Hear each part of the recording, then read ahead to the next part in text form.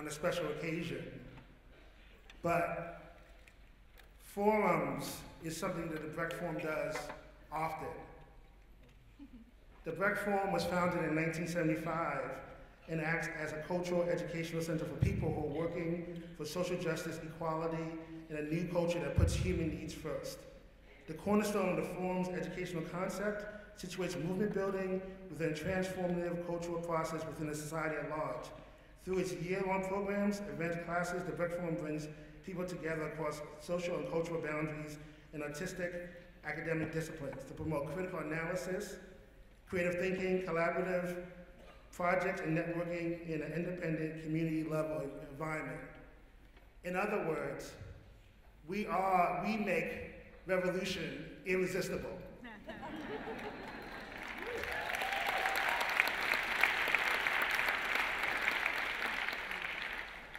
And to bring on our first speaker again, RuPaul.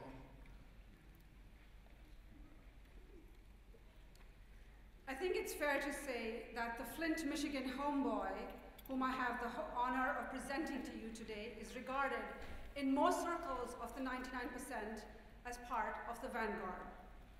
He was once a journalist, including a brief stint as the editor of Mother Jones. From his website, he circulates spot-on, often satirical missives that speak truth to power. He occupies various sites, sometimes with world-renowned Wall Street occupiers, and at other times solo. Mainly, he's known as a celluloid master, whose 1989 film, Roger and Me, became the highest-grossing documentary in history. Among his other films are Bowling for Columbine, which won an Academy Award in 2002, Sicko, Fahrenheit 9/11, and Capitalism, A Love Story.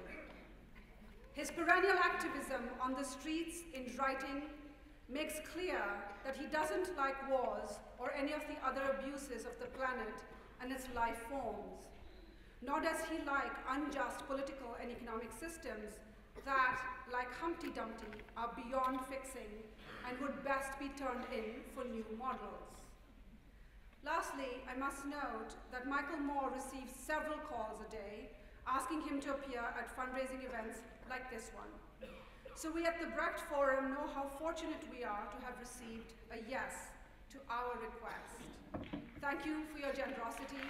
Please join me in welcoming Brother Michael Moore.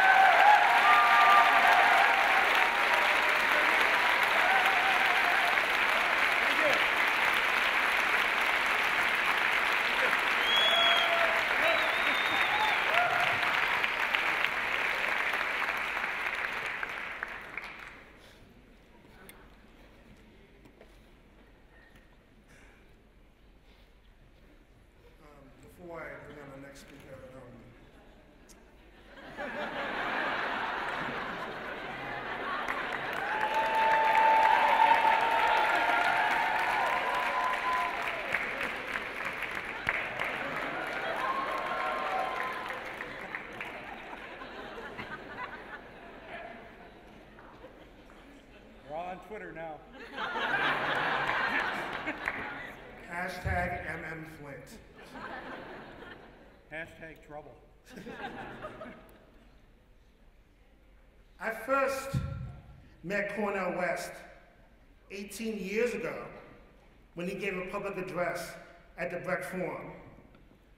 At the time, I didn't know what a Brecht was. But I heard of Cornel West. His book, Race Matters, published that year, came out the smoldering fires of the Los Angeles Rebellion.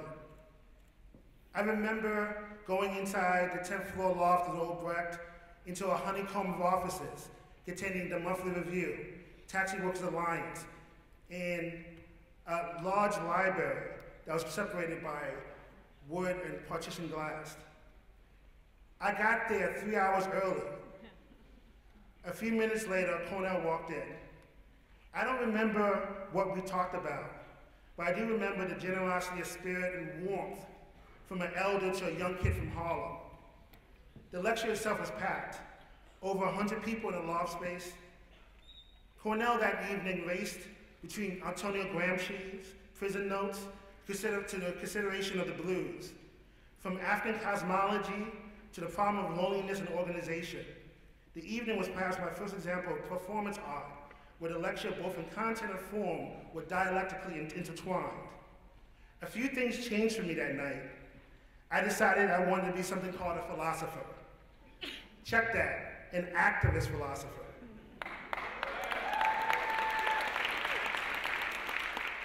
So I studied philosophy in Black and Puerto Rican studies here at Hunter College.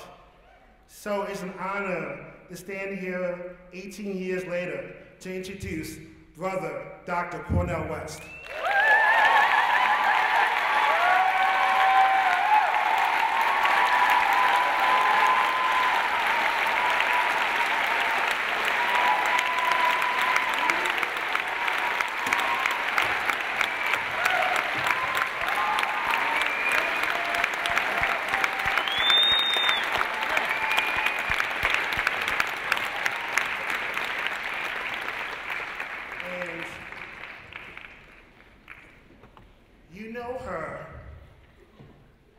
From her fierceness, her sense of fire and justice. She has coined a phrase, emotional justice, that carries across boundaries of race, class, sexual orientation, and age. She is a radio host and TV host, playwright, award-winning journalist. But you know her as a host of Wake Up Call on WBAI 99.5. She has written extensively on the African diaspora for The Guardian, Essence Magazine, and West African Magazine in African Europe. Please welcome Miss Esther Armah.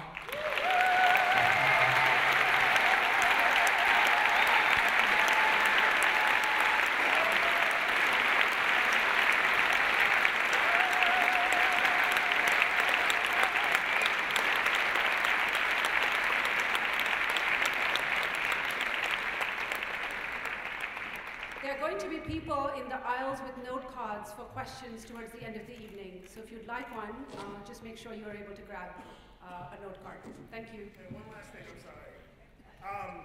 You know, there's a lot of invisible people who work in this program, and I just want to shout out particularly Liz Mestis, our director, and Max Uhlenbeck, our fundraising development coordinator.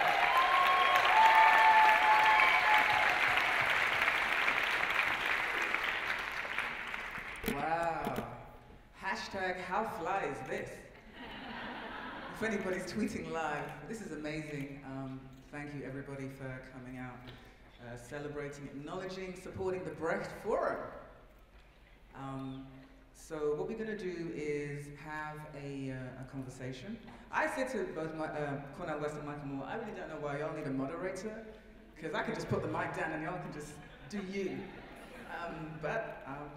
It's really an honor for me to be here. Thank you so much to Kazembe for asking me, and shout out to Dream Hampton, who was originally going to do this and asked me to step in on her behalf. So there's going to be a discussion and then a bit of a Q&A. So there's going to be folks walking around with cards. If you have questions that you would like to ask, jot them down on the cards and give them in, and then we'll select some and ask those at the end of the evening. Are we good? We're good? Okay, so I'm Ashanti, I'm Ghanaian, so we always ask permission to start from the audience. So do I have your permission? Yes. Okay, let's do this. So we're going to start up by asking both of you to speak to a specific question for about 5 or 7 minutes before we get into the conversation. The title of tonight's event is called The Beginning is Near, and that came from a banner at one of the Occupy protests. And so starting with you, Michael, the opening question that I want you to speak to is, if the beginning is near, what is that the beginning of, and what does it signify the end of?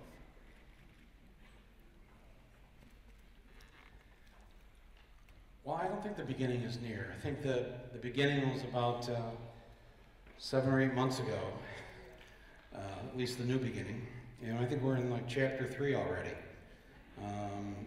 This movement started this past fall with Occupy Wall Street, which got its inspiration from the Arab Spring, and what was going on in Spain and every place else. So it's a global thing going on. And I think that it ignited the country. It really, for the first time, we saw a majority of Americans say that they believe that taxes should be raised on the rich. That's never polled. That's never polled the majority of Americans before now. The majority want Wall Street regulated. They want criminals on Wall Street put on trial. You know, on and on and on. And the reason why the majority of Americans are already with us on this is something that we really didn't have much to do with. Capitalism, and in its form here through corporate America and Wall Street, created this movement. They were so greedy. I mean, they just made off like bandits in the 80s, under Reagan, in 90s. And you think by the time they got into this century, they go, wow, we got a lot of stuff. Now maybe we should be cool for a little while here. We don't want to upset the people too much. And they wouldn't know, but they couldn't stop. They could not stop. And you know, they're very good at making the poor suffer. That is not a new thing.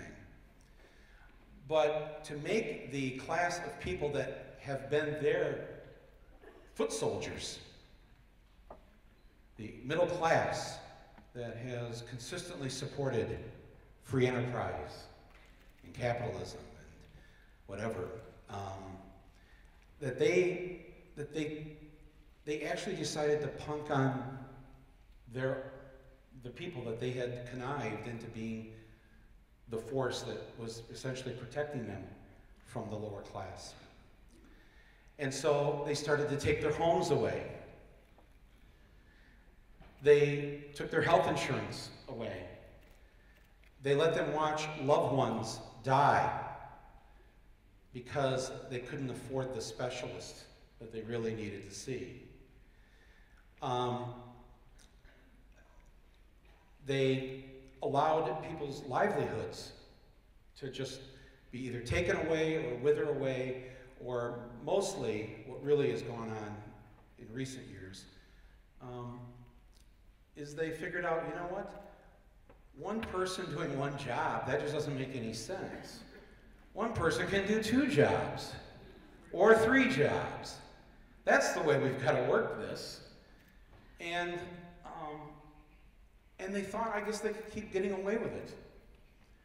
And they pushed it too far, I think. I think they've pushed too far. I think that, I mean, you know this, if you live in the real world of this country, whether it's here in New York City or if you've been around the country at all, you know that there is a hell of a lot of grumbling out there. And a lot of people who are upset, and a lot of people who have been completely effed over. And they have radicalized.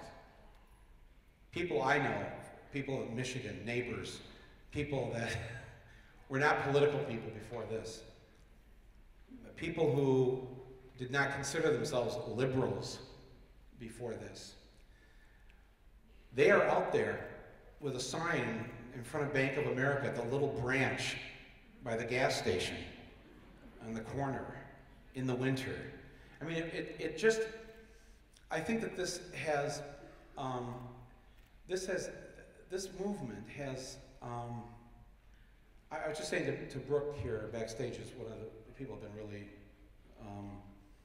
one of the key people that have been doing a lot of the work with Occupy Wall Street since September, and she's on your board here at the Breck Forum. And I said, you know, if Occupy Wall Street as a group, I hesitate to call it an organization because it's purposely disorganized, but it's intentionally, yes. But if if it does nothing else from this moment forward, it has already done the greatest thing it could have done. It turned the switch on. It turned the switch right on. And once the switch is on, you can't turn the switch off. It's, you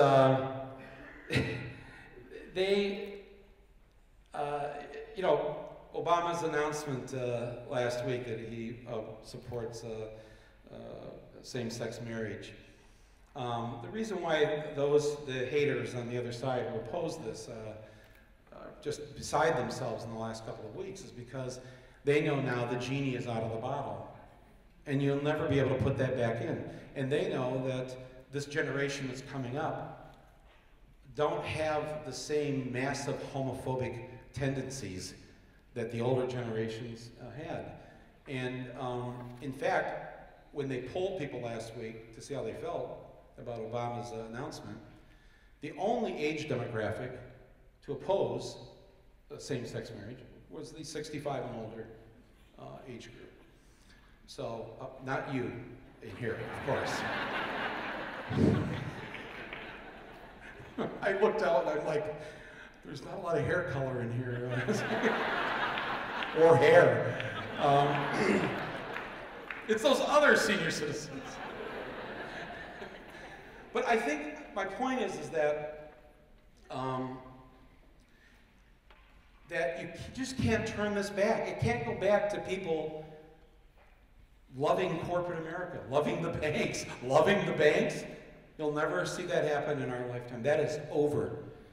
A couple of weeks ago on Mad Men, I don't know if you watch the show or not, but basically it's, the show right now is, they're in 1966, and the white guys who run this advertising agency on Madison Avenue and who've been able to run the show for umpteen whenever, their boat is getting rocked, basically. They've had to hire their first black employee. They have had to hire their first Jew, and they've had to promote a woman from being secretary to copywriter. And so Roger Sterling, the grand silver-haired financier behind the agency, he comes in one day after all this. He's like, oh, we got the black secretary and the woman copywriter and the Jew writing stuff for us, and he goes, Don, says the Don Draper, he says, Don, when's it going to get back to normal? And it was said with such sincerity and hope and a belief that they would go back to 1959. But it wasn't going to happen. It just wasn't going to happen. And that's how I feel about Occupy Wall Street. That, I think I kicked my water down. It can't go back to the other way now. So now, see, this is now, I think, and I said this before, I mean, if you've heard me talk about this, I think the hard work is actually done, because the hardest work is always trying to convince our fellow Americans that, we should make this change. We should allow same-sex marriage, women should be able to be paid the same as men, African Americans should be able to ride wherever they want on the bus. I mean, these, Martin Luther King and Cesar Chavez and the anti-war movement in Vietnam, women's movement, these took years and years and years before you could legitimately say a majority of Americans believe that, women should not be subservient and second-class citizens, and et cetera, et cetera. And now with gay rights, now we have a majority that will say that they support this. And yet, if you go back to 2004 on election night, if you remember, after the 11 states outlawed gay marriage, I mean, in addition to Bush getting his first elected term, it was a depressing night. And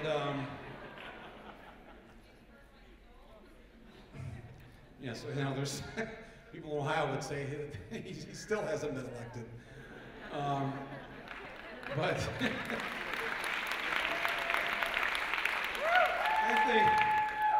I think that But if you remember, it just seemed like, well, this is never going to happen in our lifetime now, right?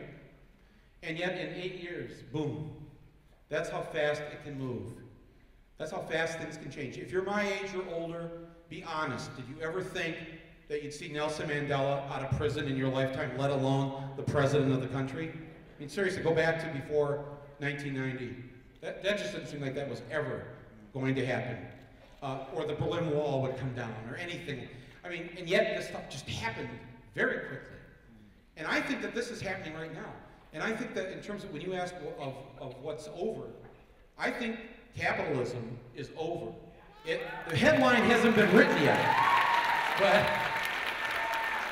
it has imploded on itself. Occupy Wall Street has just been the light to illuminate the disaster that's been created by this economic system that we have that is unfair, it's unjust, it's not democratic, and because most people have a good sense of what's right and wrong, I mean, most people do. Most people do have a conscience. And most people believe in fairness, regardless of their political stripe. When you really, Americans believe in, I think a majority, I think it's safe to say. I mean, I know where I come from, and there's a lot of crazy people. There's the Michigan militia, and there's, you know, a lot of crazy things that go on in Michigan. But I also know that people have just an inherent sense of wanting to do what's right. And I think that's what is in the process of happening now. So our job, for those of you, because I look out and I see many of you, some familiar faces, you've been active, you've been involved politically for most of your lives. Thank you. Now it's time to, you know, the hard work's over because the majority of Americans are already convinced. We don't have to convince them, right? So now we have to actually make this happen. We've been handed a gift. Majority of Americans are with us. They don't like the banks anymore. They don't trust corporate America. They don't believe anything they're being told by these politicians.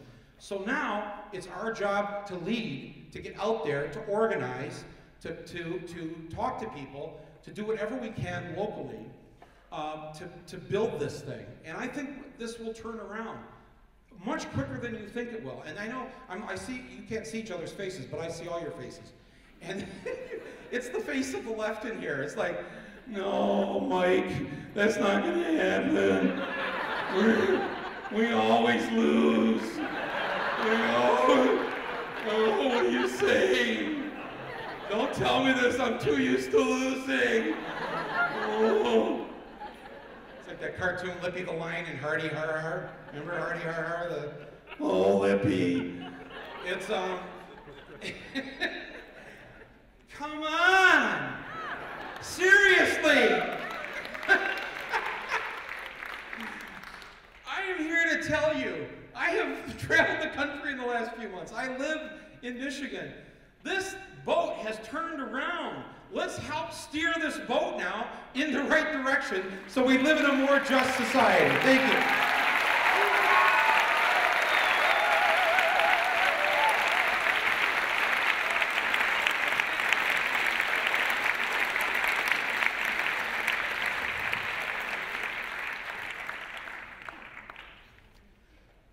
I just want to say that I'm blessed to be here tonight.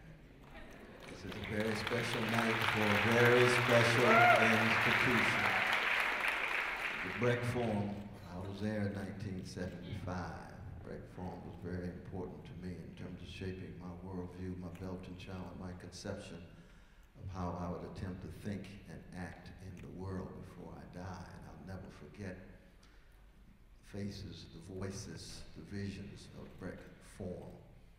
37 years ago. I want to salute Sister Joan. I want to salute Brother Sam. Where are they? Where are they? Just raise your hand. There you go. There you go. Stand up, stand up, stand up, stand up. We're talking about leadership. We're talking about leadership here. Sister Joan, Brother Sam. Where's Brother Max? Brother Max as well. Where's Brother Max? You brought us together. You brought us together. So very, very important indeed to sit here with Sister Esther. She's one of the best in the business, not just for conversation, but she's a playwright and writer. We all anxiously await her book on emotional justice. And what can I say about Brother Michael Moore? My God, exemplary citizen. Grand artist, don't forget the artistry in his documentaries. It's not #1 for nothing. The brother works hard as an artist. He's an artist and an activist. And I love both of them and I respect both of them deeply.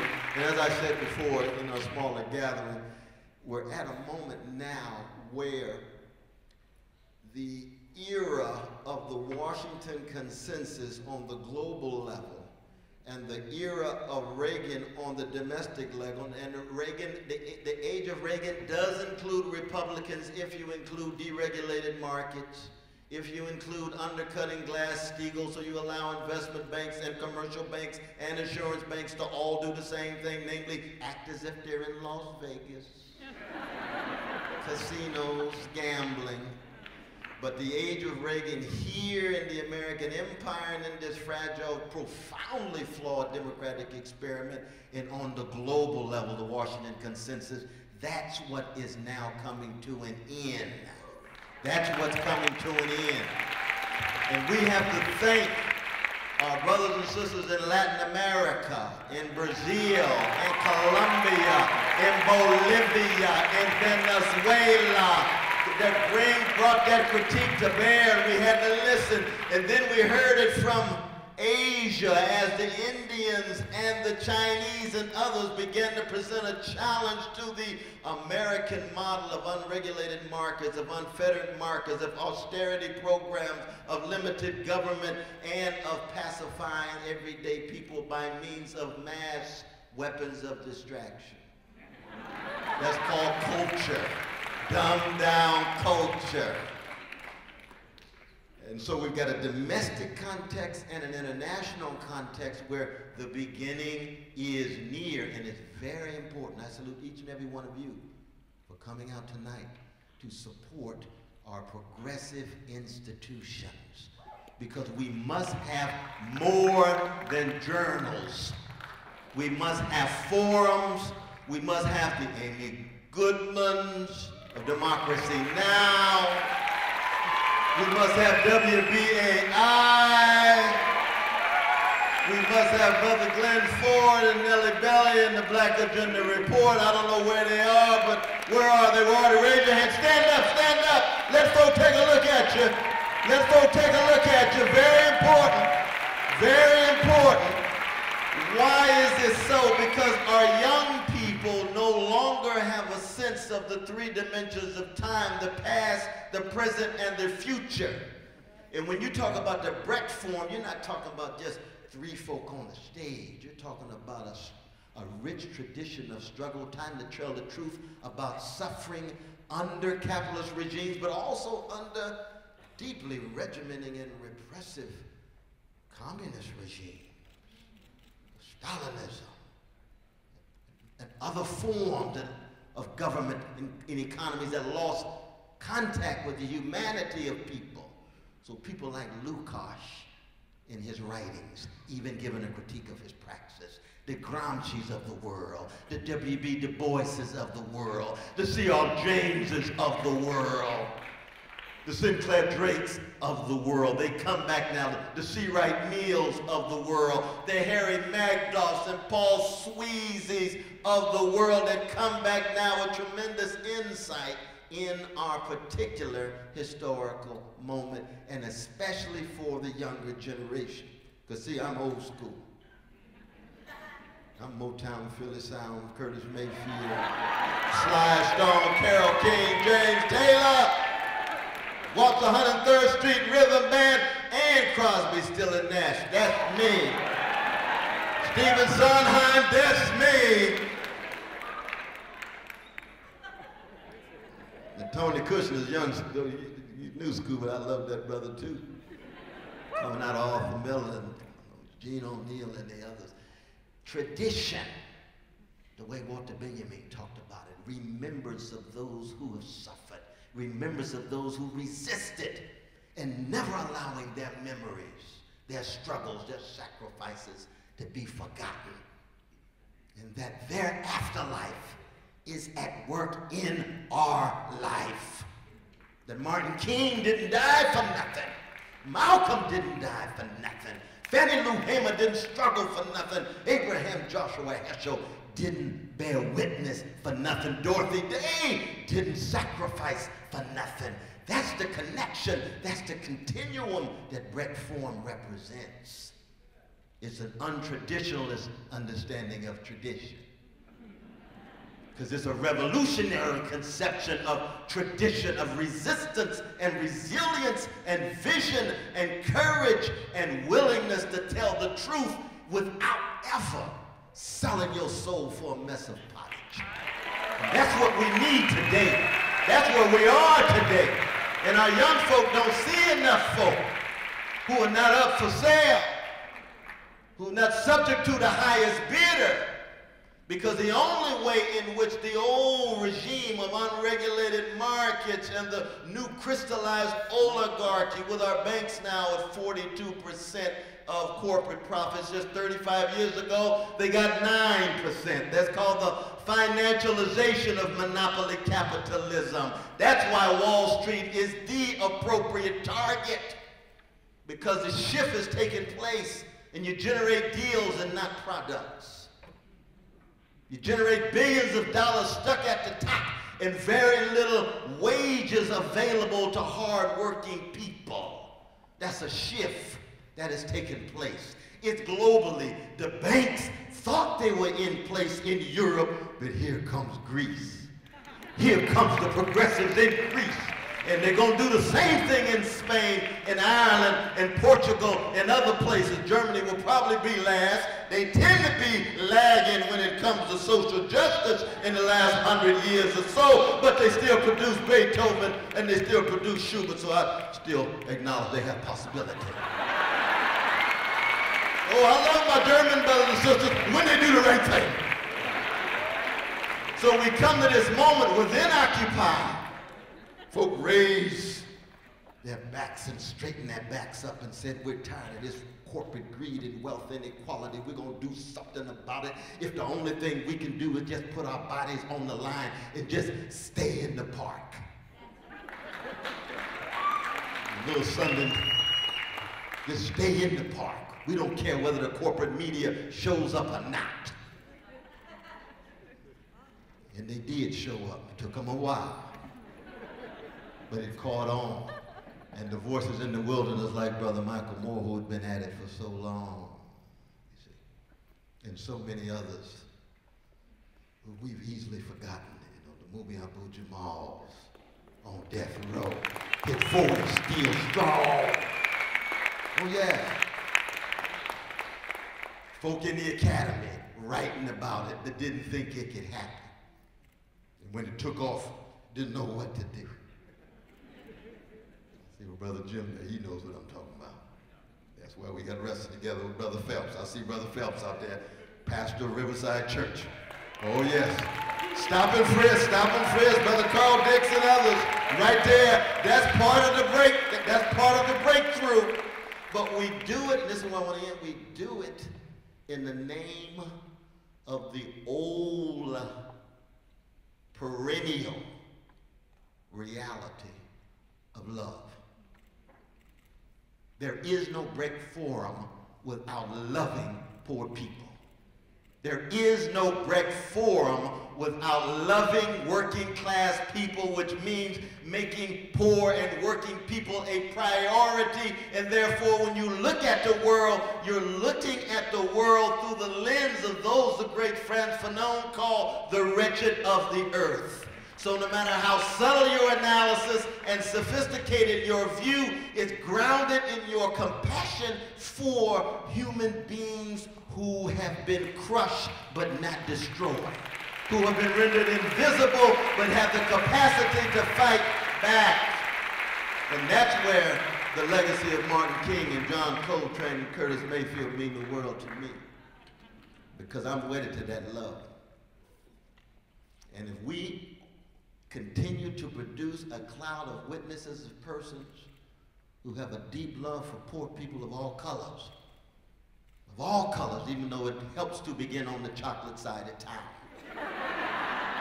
And it's not because black and brown or red or yellow people have a monopoly on truth or beauty, it's because the vicious legacy of white supremacy still operates in the age of Obama.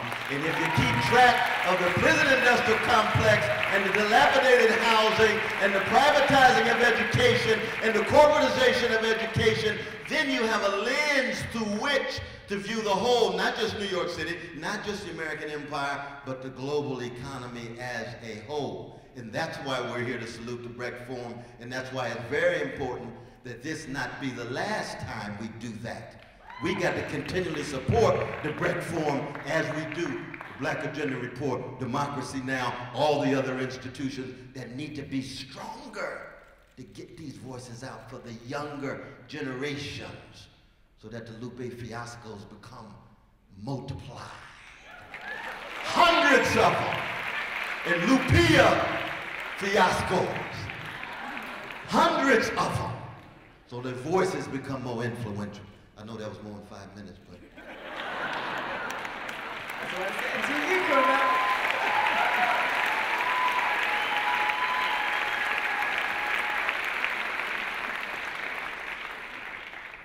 And so I want to pick up on both of those points. You both speak about these energized moments that are global and the ways in which the economy became this focal point. So instead of media focused on discussion on deficits and numbers, it became the language of an activist economy. And a global activist economy, as the Occupy movement literally stretched from New York all the way over to London, where I was born. You saw it out in South Africa and right across the world with the protest against austerity, literally thousands and thousands and thousands of people in the streets all across the world. And social media meant we linked arms and aims, broke down borders and boundaries, and we were able to see each other through Twitter, through Facebook, through social media. So let's talk about the left when it comes to activist economies. You said, Michael, that you feel that we are witnessing the beginning of the end of capitalism. So then we think about the left and this activist economy. What do we need to see in terms of that practical, we have to make it happen moment? What does that look like for you?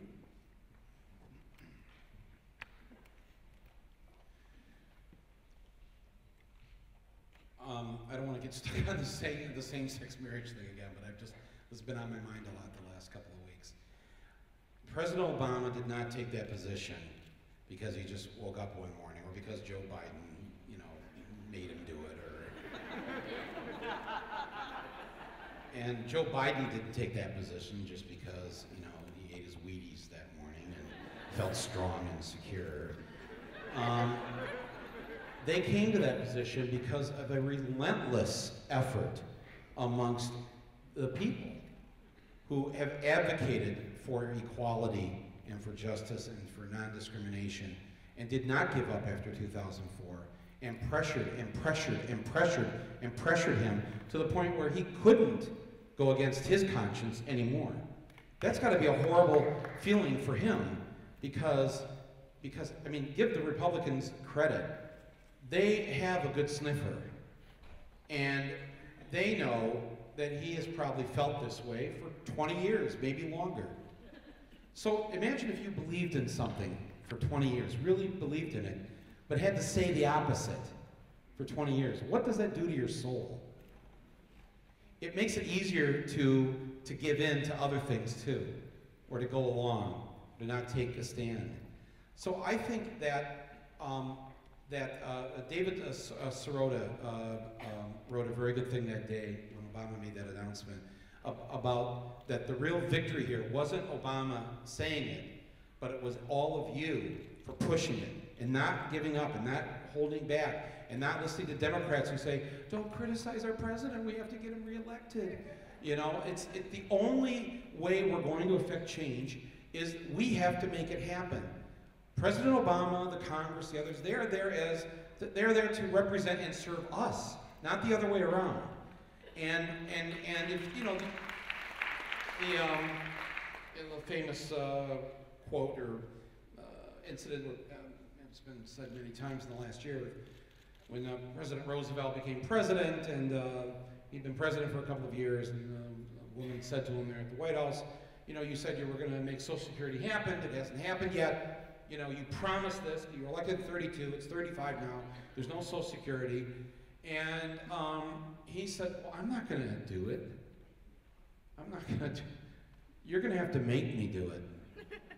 You're going to have to really go out there and get the public, because the forces against me, the banks, Wall Street, etc., they've got the power to make sure this doesn't happen. The only thing more powerful than them is the collective force of the American people. That is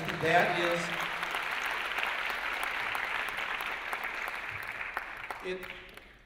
Now, Wall Street and the banks in corporate America are not going to give up without a fight. In fact, they've already started the fight long before Occupy Wall Street. As you mentioned, Cornel, the mass incarceration of people, the ruination of our public schools, so that we graduate whole generations of young people that not only don't know basic things, but are never taught to think critically. And you know,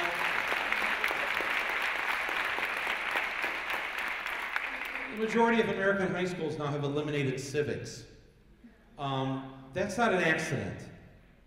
I'm not saying it's a conspiracy, but in the same way that Time and Newsweek often end up with the same cover, I'm sure they don't get together and work that out. But it's a mindset amongst those in charge that say, you know, we don't want them too smart. That's what Santorum's whole thing about Obama being a snob, because he thought people should be able to go to college and not be in debt the rest of their lives. That really, I think he really resonated with a lot of people who are fearful of knowledge, because knowledge is light into the darkness. It eliminates ignorance. The ignorance, as we know, creates fear, and the fear leads us into wars, creates racism, does all these horrible, horrible things. But once you have knowledge and you're less afraid, you're less hateful, and you're less violent, and you're more committed to each other. You realize you're part of the whole. So to answer your question, Esther, in terms of some very specific things that I think that we need to do, I think that what I want to encourage you to do is to not wait for Dr. West and Michael Moore to tell you what to do. I believe within this room, and I gotta tell you, I walked out here, and I'd never been in here before, and I don't know, I just think it's a beautiful Friday night in New York, it's nice out, who's gonna be here? And I was stunned at this audience. I mean, this is an incredible audience here, and I have got to believe that many of you, maybe most of you, have some very creative ideas in your head about what you could do at your school, or at your place of employment, or in your neighborhood, maybe within just your family, to start to turn this around, or to get people to come on and do. And maybe my suggestion has been, in the last 9 months especially, is that we not lose our sense of humor, and that we realize that humor is an incredible vehicle through which to affect social change. And if you don't believe that, you know, because we've all been in the situation where you're at work or you're in school or whatever, and you come in and you start talking about, you know, just pick any subject. Oh, the Palestinians, the Palestinians, and everybody like starts to back away from us, right? It's like, but if we came in with using our sense of humor, our devastating sense of humor, that will strike that nerve that's in them, that nerve that goes right to the fairness button in their heads, in their conscience, I think we would go a lot further. So without giving you, specific things for each of you to do, I just believe that you can come up with ideas of your own, in your own situation, of how to inspire other people to come along. I know in the town where I live in Michigan, there's an Occupy Traverse City movement, There's a few hundred people in it. It's amazing to see that there's only 15,000 people in the town. And yet there's an Occupy movement up in the far north of Michigan. And on Saturdays, they've had these very creative demonstrations in front of the Chase Bank and the Bank of America branch. And they do street theater. They go in to perform citizens' arrests. And every time they do that, it gets attention, but it also, to the average non-political person, the person who isn't an activist, but who we need to make this change, right? When they see us behaving this way, it looks like fun. And you remember high school, right? You wanted to be around the person who was fun to be around. You wanted to be around the person who, you know, had a sense of humor. You didn't, most of us. I mean, I know there are some here that thrived on morosity and, you know.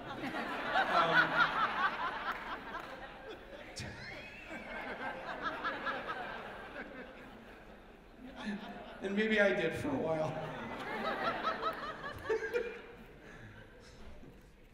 Actually, I did at times. Now that I think about it. I mean, I left home when I was 14, and I convinced my parents to let me go to the seminary because I was inspired by the Berrigan brothers and all this, so I thought I'd go and be a priest, you know, like that was, yeah, so I went to the seminary at 14. But at 14, you know, I mean, you're 14. By the time I turned 15, the hormones had kicked in. It was not the place for me.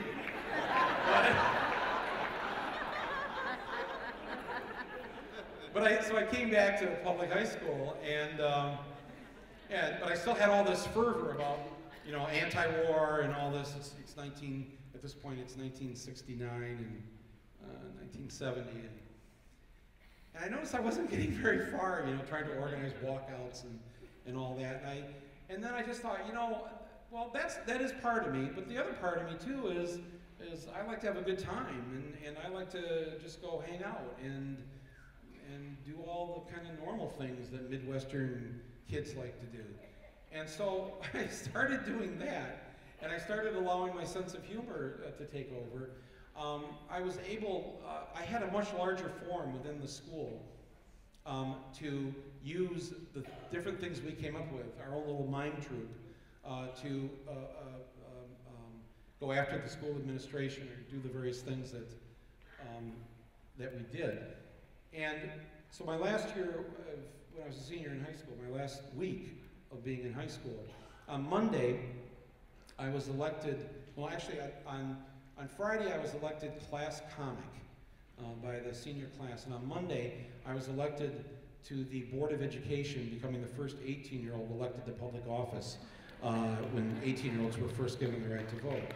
And so those two, the split that's in me of the political person who ran for public office and got elected, and the person who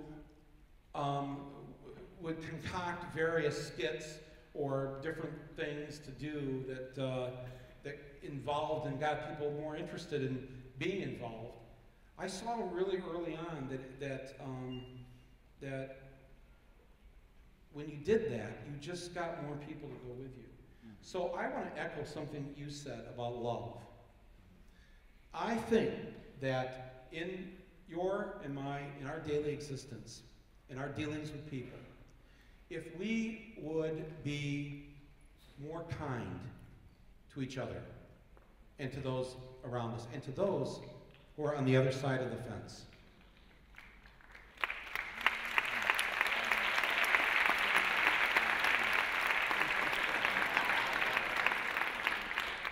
Tepid applause for kindness and love.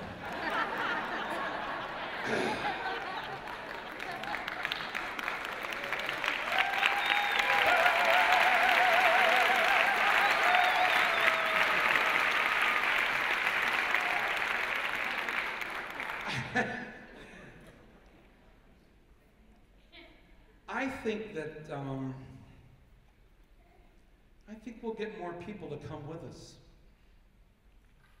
in this town that I live in, the county has voted for Bush in both elections. They voted for McCain in the last election. So I truly am doing Mother Teresa work.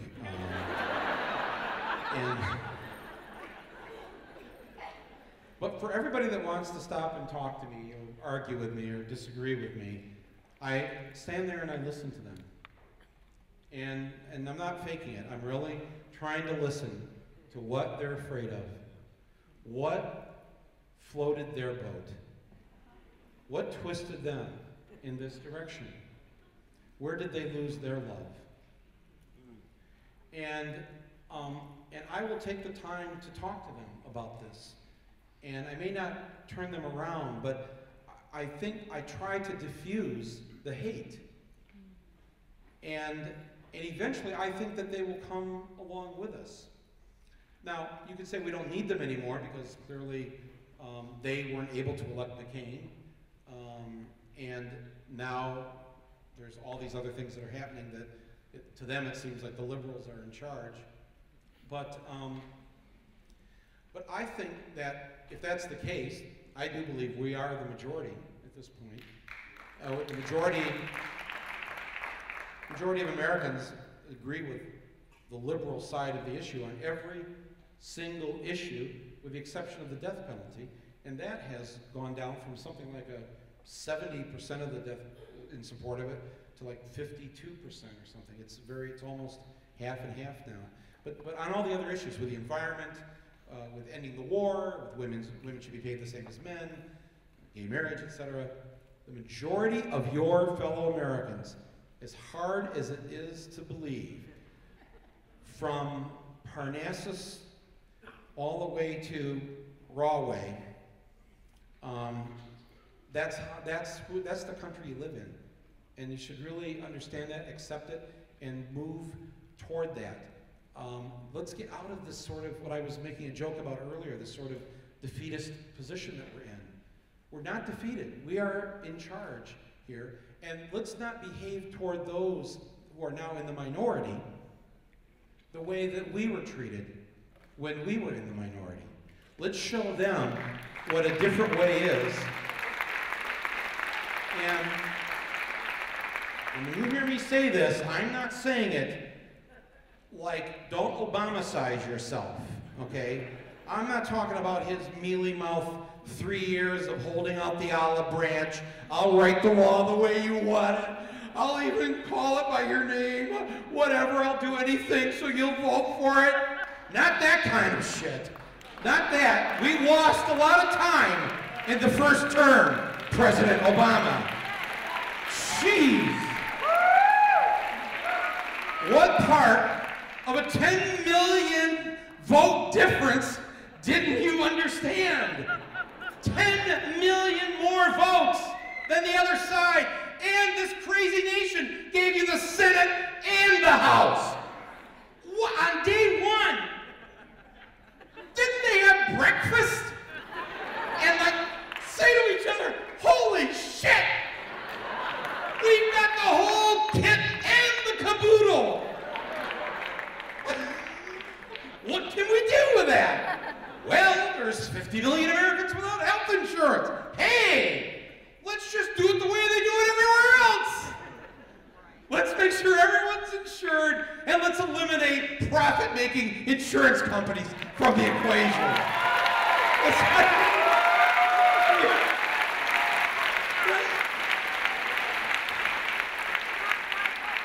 That is not kindness, what he did. Trying to appease them so they would go his way. Trying to show that he was bipartisan. Bipartisan is what, it's another word for monolithic, which is another word for a dictatorial society. You want partisanship. You want a free society where what you believe in, you stand up and you say it, what you believe in, you stand up and say it, and we all have this voice, and we fight for the things we believe in, and then we take a vote. And if we don't like the vote, we try again. But if we like the vote, then goddamn it, you do something with the vote. When they put you in office, what part of that don't you understand? Now, and we all we know the game that he was playing. He knows the game that he was playing. And it took a microphone being on with him talking to the president of Russia for us to know what he's got cooked up for the second term, which is a lot of good stuff.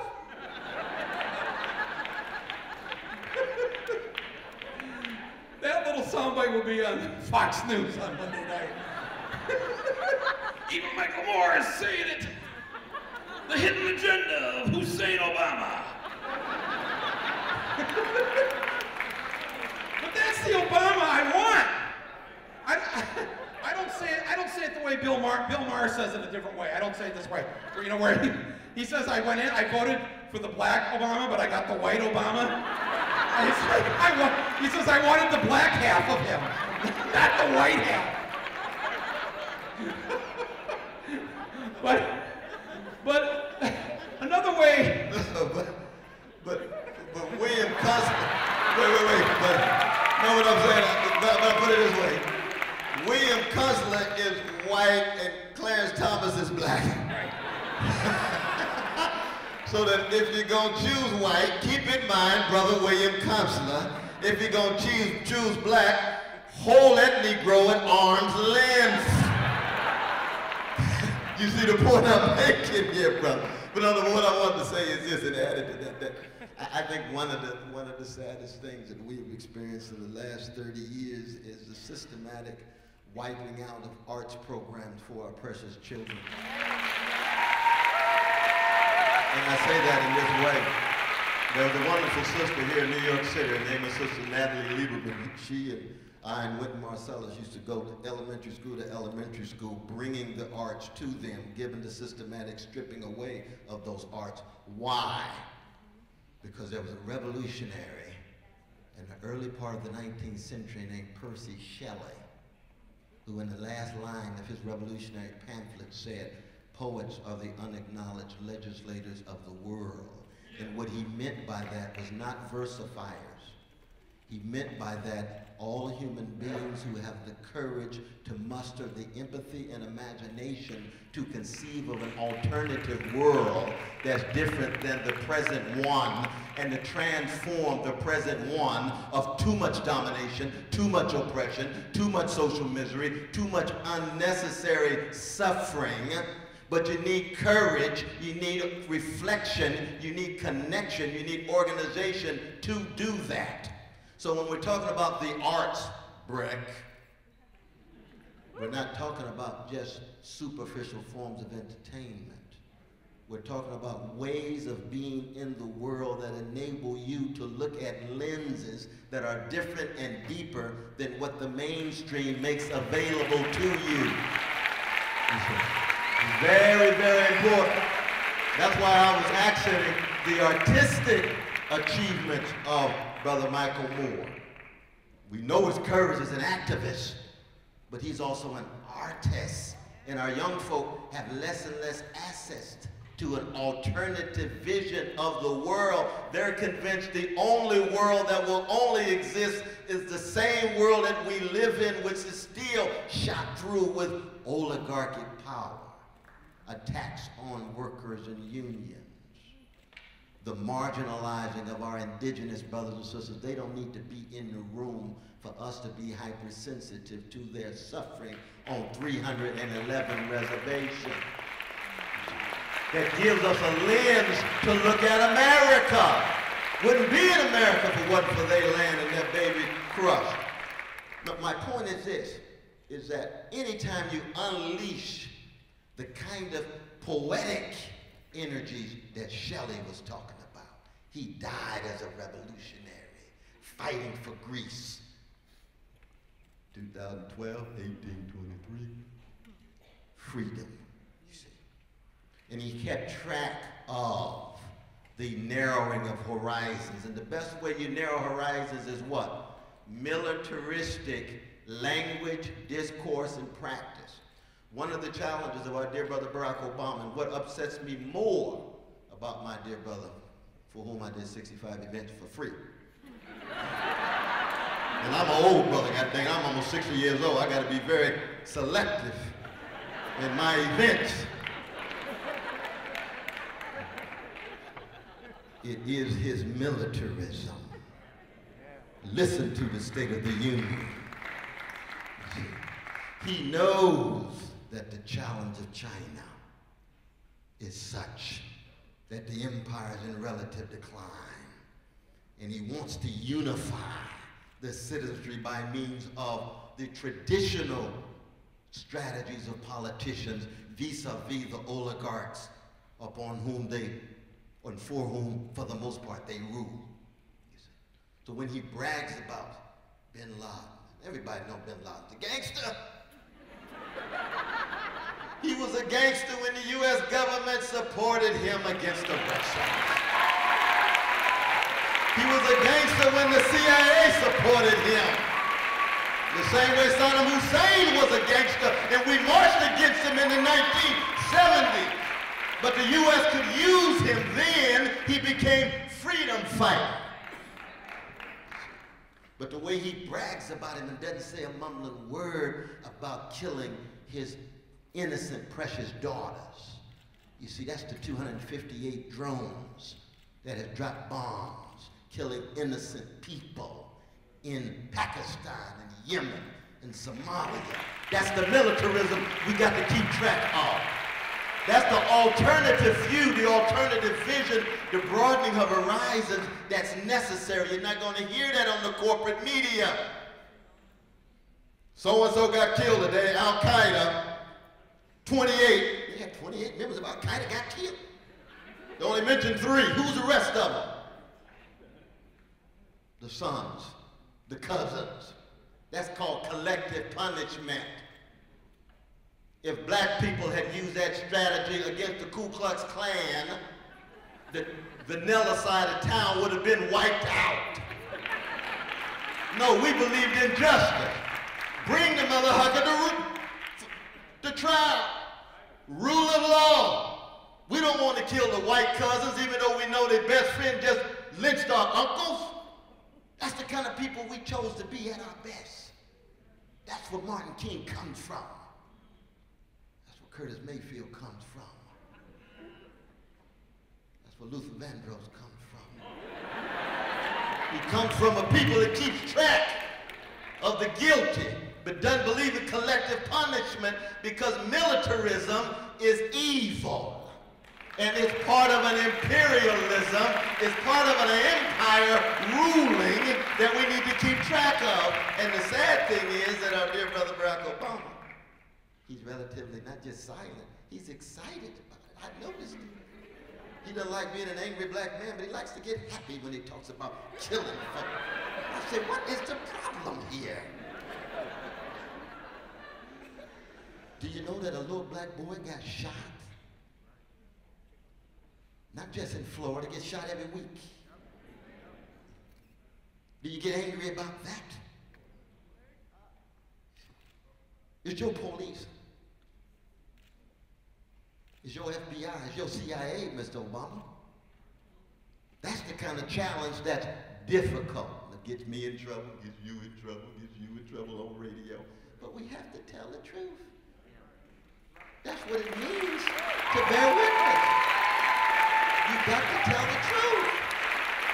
And the relation between that militarism and the new crystallized oligarchy that I'm talking about of Wall Street and the difficulty of there being a focus on the suffering of poor and working people through the corporate media and through the oligarchs in the recording, video, and radio industry, and the oligarchs in the televisual industry.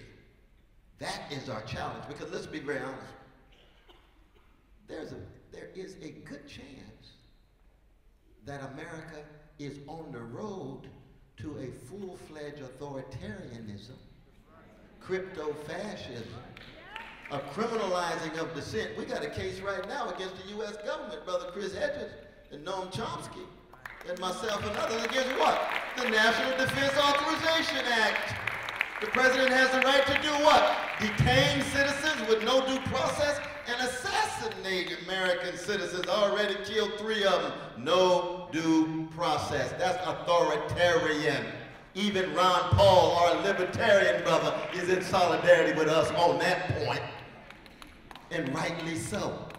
And that's the real challenge. That's the real. Now that's part of, I think, when I hear my dear brother Michael Moore talking about his great confidence in fellow citizens making the right choice. I say, yeah, but no. Because he's right in terms of the fact that when we do have progressive polls, it doesn't get translated into progressive policy because of oligarchic rule. 13,000 lobbyists, 100,000 non-registered advocates who colonize the Congress and make it legalize bribery and normalize corruption. But on the other hand, we've got some fellow citizens who do have authoritarian proclivities. They will throw folk with dissent in jail in a minute and throw away the key. Because I come from a black freedom struggle, and I know a number of black freedom activists who have rotted in jails because people forgot about them, because so many fellow citizens allowed the criminalization of their dissent, even as they went on their merry way into the mainstream. And that's very real. Under the National Defense Authorization Act in the 1980s, all 3 of us could be either detained or assassinated because we would have been in unequivocal solidarity with a figure on the U.S. terrorist list named Nelson Mandela. And we all know nothing's going to stand in the way of solidarity with Nelson Mandela and the struggle against the vicious form of apartheid in South Africa, even if we have to be detained, even if we have to be shot down like dogs. So that's where we are now. There's a real night side of this moment with this decline in oligarchic rule, in the Washington Consensus being called into question. And the authoritarianism is very, very real as it becomes more and more of a possibility. And that is frightening. Of course, Brother Michael talked about living under death threat, and lived under death threat 25, 30 years now, a number of us. And it is ugly, but we still have a smile on our face. Because we believe in the love of the others, we believe in telling the truth, and we believe that you got one life to live, so you might as well die with a smile on your face, fight for freedom.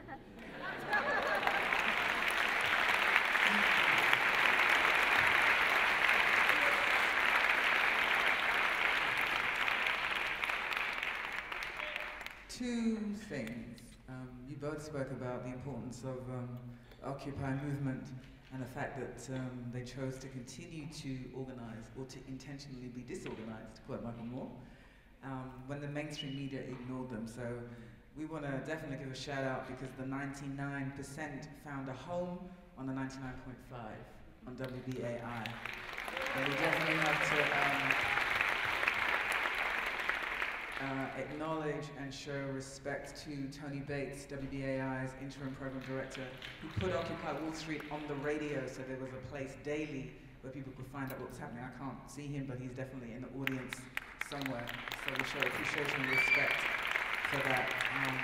And that happened way before the cameras and everybody turned up. And really, the cameras turned up when y'all turned up. That's what happened, and we know that's happened. Second thing, let's talk about race. We know with the killing of Trayvon Martin, there was this moment of what felt like a collective national outrage. And I want to ask you both about the difference between the millions of people who stood up individually, hoodied up, put on their hoodies in support of Trayvon Martin, listened to his mama, Sabrina Fulton, talk about the pursuit of justice, and the individual Americans who stood and did that, but the institutional and the legislative America that passed the Stand Your Ground laws that George Zimmerman was able to invoke to justify the killing. So I want to ask you both to speak to the difference between who Americans are individually when it comes to the support and the recognition of injustice when it comes to race. But what America does institutionally, which means she stands on the side of George Zimmerman, and legislatively, where she passes Stand Your Ground laws, but also that those Stand Your Ground laws discriminate against women like Marissa Alexander, who invoked Stand Your Ground in her home, faced with an abusive husband, and is now incarcerated for 20 years. The difference between what that looks like. And then the third part, the reality of white rage and a left apathy to really dealing with what that is. We saw it from the beginning of President Obama's election with the ascent of the Tea Party. This morning I interviewed Shirley Sherrod. We all remember Shirley Sherrod from the Andrew Breitbart. Shirley Sherrod has a really explosive book coming out in September. And actually WBAI has exclusive copies of that book. And I interviewed her early this morning. Shirley Sherrod and the Andrew Breitbart was a moment when not just race, but the reality of the degree to which fear and the ascendance of the dominance of Tea Party politics became how this administration dealt with the reality of race. So the USDA, who in 70 years, despite a long history of discriminating against black farmers, had never found in their favor. But their first act around race was the firing of a black woman who had a long history of civil rights, going all the way back to her father and the Jim Crow Georgia South. So speak to that, who Americans are individually when it comes to race, who America is institutionally and legislatively, what needs to be done when it comes to this legacy of untreated trauma and white rage. And the apathy, I think, sometimes exists with the willingness to really confront that. Confronting race and racism is one thing. Confronting white privilege and the legacy of white supremacy becomes something else. So could you both speak to that?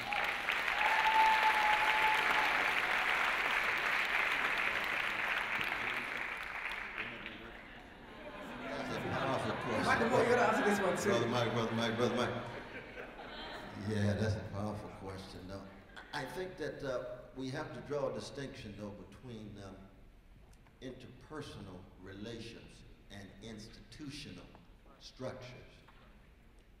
There is no doubt that America is less racist today than it was 50 years ago in terms of interpersonal relations. We wouldn't have a brilliant, charismatic black man in the White House tied to militarism, oligarchs, and others. Without that, America is less racist. Now, I don't believe that requires that you give out moral prizes to white brothers and sisters for being less racist than your great-grandmama and granddaddy, because the bar was pretty low, you know. But I acknowledge that progress. But Brother Malcolm X used to say what? You don't stab folk in the back 9 inches, pull it out 3 inches, and then celebrate your progress. Because you got institutional forms, and we know, and this is not just a matter of race, a matter of class as well, that if precious white brothers and sisters going to jail at the level of intensity in the last 30 years, so you end up with 300,000 in the 1980s and 2.6 million today, it would be a national emergency talked about every day, every week, every month, every year. It's a fact. It's a matter of class. If black middle class brothers and sisters were going to jail at the same level of intensity as our precious black poor brothers and sisters in terms of the prison industrial complex, we have different kind of black leadership. You have different kind of black pastors, different kind of black cultural reflection. That's institutional. And there's no way that somebody coming from another planet and looked at the prison industrial complex and looked at the hoods and looked at the schools and the 50% levels of unemployment and underemployment and the decrepit housing and say, this is a profoundly racist society. They would be right at the institutional level. But they would say, oh, but interpersonally we like each other now because we used to lynch them, you know. They would say, that's a fascinating history. You're making progress on the interpersonal level. And we laugh to keep. That legacy of white supremacy is still operating at that institutional level, but it kicks in with class and poverty, so we got enough middle-class Negroes around to provide examples of success. And those same middle-class Negroes oftentimes have become too indifferent to the suffering of their cousins locked into the basement, and you end up hiding and concealing this. I don't even like to talk about race in that abstract sense, right? We're talking about a legacy of white supremacy. That's right. And I would be saying the same thing if black brothers and sisters had done that to white brothers and sisters. If black supremacy was operating the same way white supremacy lasts 400 years, then I'd be a critic of black supremacy. I'd be with my white brothers and sisters against black supremacy. It ain't skin pigmentation, even though I like being black, but it's a question of morality and integrity and what kind of human being you want to be. Trying to be right and just. That's what we're talking about. And that's what we got to connect when we talk about.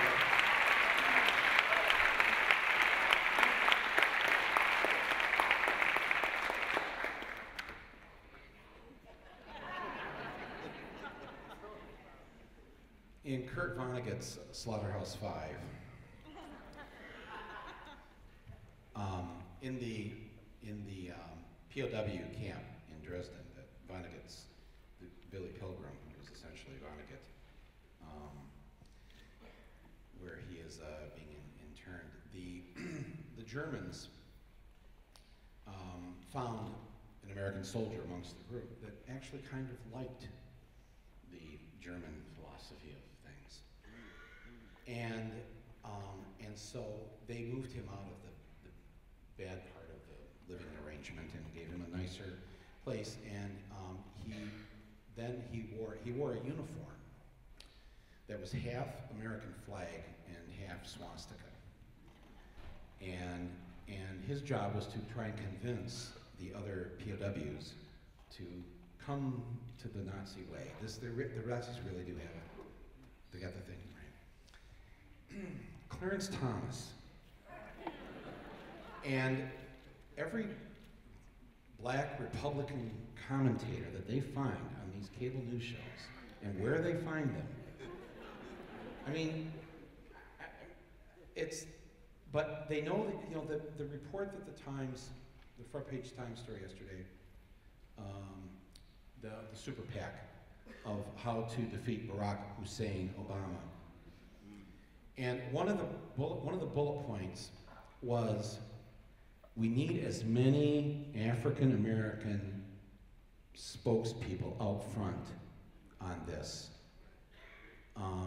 They need that person in Vonnegut's POW camp. They need it because they think that we're stupid enough. They think black people are stupid enough. If they see enough black pundits on CNN or Fox News or wherever else, that somehow African Americans are not going to vote 96% for Obama like they did last time. I agree with you. I mean, I try to keep a positive, optimistic outlook on things because I am from an Irish family, and we are generally a dark-minded people. And generally, I mean, our choices are to turn to the drink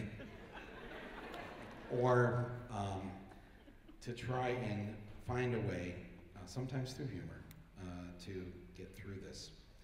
We do live in a racist country. It's still a racist country. That's why in some of these polls, it's Obama 47, Romney 48. And you're going, how could that be?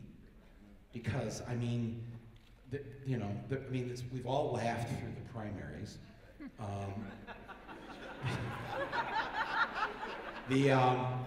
And we're all like, oh wow, Obama's going to run against who'd the Globetrotters play? The Washington National? No, that wasn't the name of it. Huh? The Washington Generals, yeah. The team that played against the Globetrotters and always lost.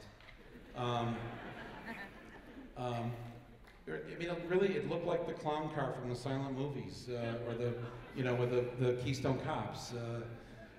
They're all falling off the thing and getting back on it, and goofy and crazy as hell.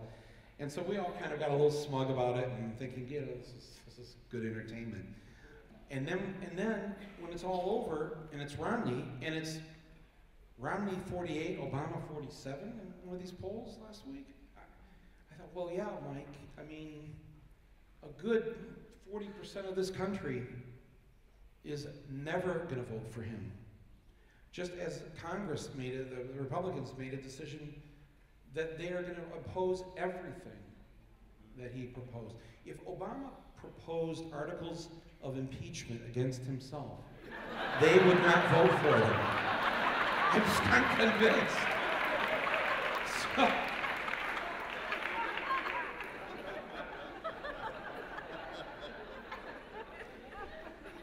but nobody with half a brain believes that if Trayvon Martin had a gun in his belt and was following George Zimmerman,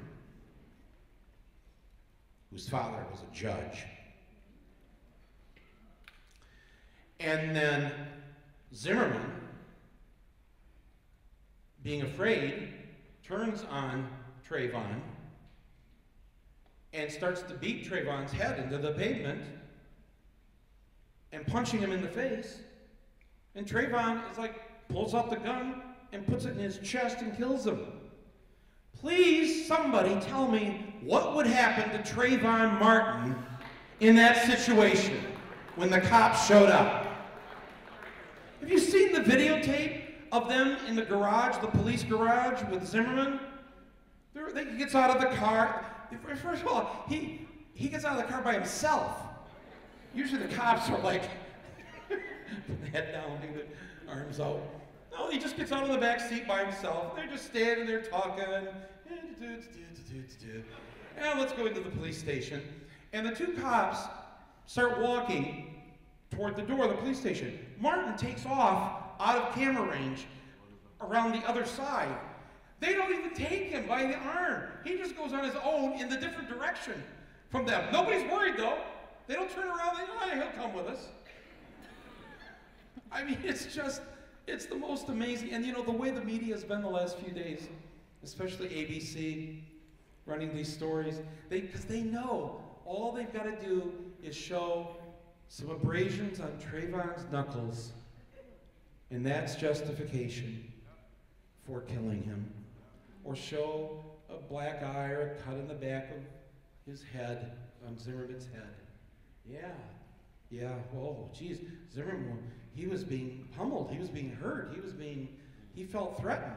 Well, yeah, he felt threatened because he was chasing down somebody who had a bag of Skittles.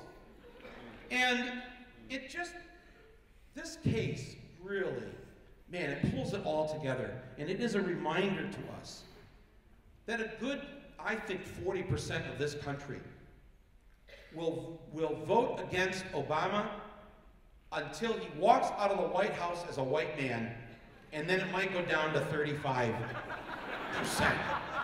But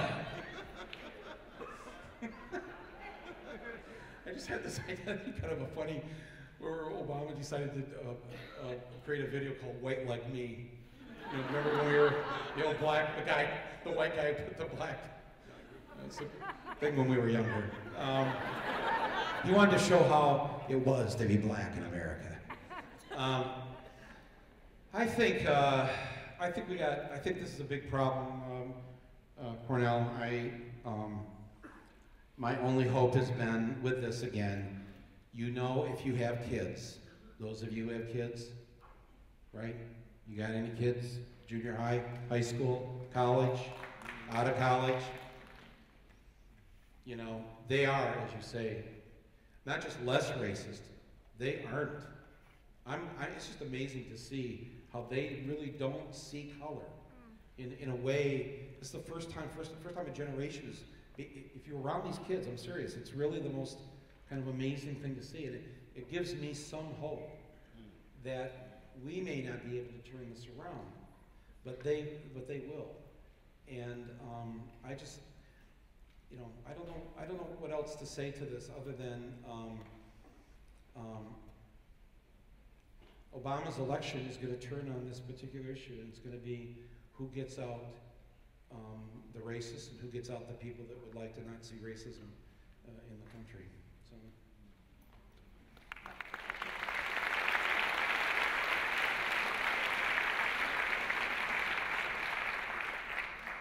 We're going to get ready and do a pitch from the Brecht and do some Q&A, and I know that I'm going to see some folk come towards the stage. But before we do that, I want to pick up and push you both a little bit more on this question, not of racism, but of white privilege. I think it's really important that we make the distinction between the two. And this is the reason why. The lesson of the LGBT community, when I listened to President Obama say that, it was through the interpersonal exchange between friends and family and that led him to articulate what may or may not have been political expediency, but anyway he articulated it. And people spoke about their minds being changed around LGBT issues through the interpersonal relationships with folks who were in their neighborhood, in their environment. And when it comes to the left and white privilege, I think there is a specific problematic place in which we live. Cornel, you spoke about in the reception the importance of progressive communities reaching across to one another. And I think that when it comes to anti-racism, that may happen. But when it comes to white privilege, there is a deafening silence. And what happens is, there isn't just a deafening silence, there's almost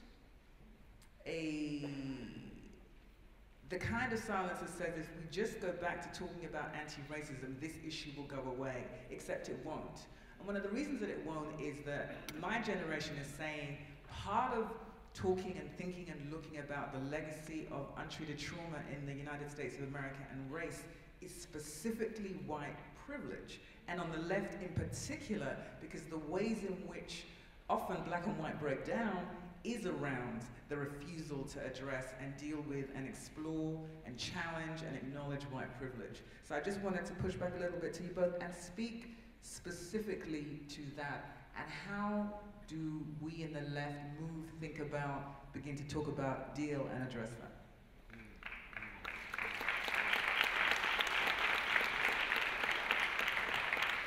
One of the things I've always liked about the Brecht Forum is that there's been a willingness to wrestle with that very difficult, delicate issue of white privilege, as you said, legacies of white supremacy, structural, institutional level, not just individual and personal level. I was just talking about what I like about the Brecht. What I like about the Brecht Forum is that for the 37 years, there's been an openness to dealing with precisely this issue, because we know that there is a Jim Crow Jr. that still operates, even on the left.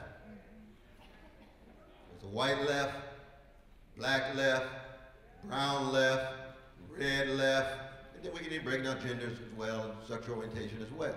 The challenge is, how do we create context in which there's the openness, which means taking a risk and being vulnerable in your discussion and being willing to be challenged and contested, but challenged and contested in such a way that you're not demonized, you're not marginalized, you're not disempowered, because you're still fundamentally concerned about poor people no matter what color, working people no matter what color. And that's a very difficult thing to do, and the only way it takes place is in a context of struggle. As long as you remain a spectator, all the language in the world not going to make a difference on the ground. It has to be in a context of struggle. And by struggling, be an intellectual struggle, Brecht Forum. It could be artistic struggle. It could be musical. It could be practical, political. It could be religious. Jewish brothers and sisters, progressive expressions of the synagogue. Or progressive Buddhists, like bell hooks. Or progressive Christians, Jim Cone, Bev Harris, and so forth and so on, you see. But this issue of white privilege is usually so difficult to even wrestle with that most folks just want to hold it at arm's length. And I appreciate you raising it. But I can say this, though, that there will be no shift beyond oligarchy in America and beyond the Washington consensus globally without wrestling with white supremacy and white privilege. That's a fact. That is a fact. No doubt about it. And we can add as a footnote that the powers that be understand that very well. That's precisely why the Black Panther Party had so many spies and FBI infiltrators. Or why Martin Luther King Jr.'s photographer for 13 years called the FBI every night. He didn't know it after all the pictures taken. Or after Malcolm X died, shot uptown in Audubon, person giving mouth-to-mouth resuscitation to FBI agent. They know how to divide and conquer. They know the weakness of the left. They know the weakness of progressives.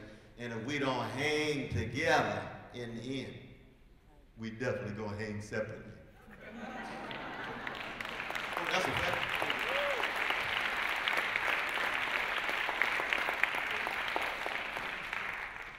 If America had been structured differently, I have a question for you, Dr. West. Answer your question first? Well, I'm answering it by asking you a question.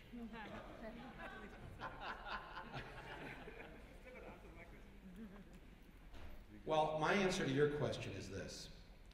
I see they're videotaping this tonight. I don't know whether videotape you got your cameras there will disintegrate in 10 years, or whether there'll be a record of it in 100 years. Probably not.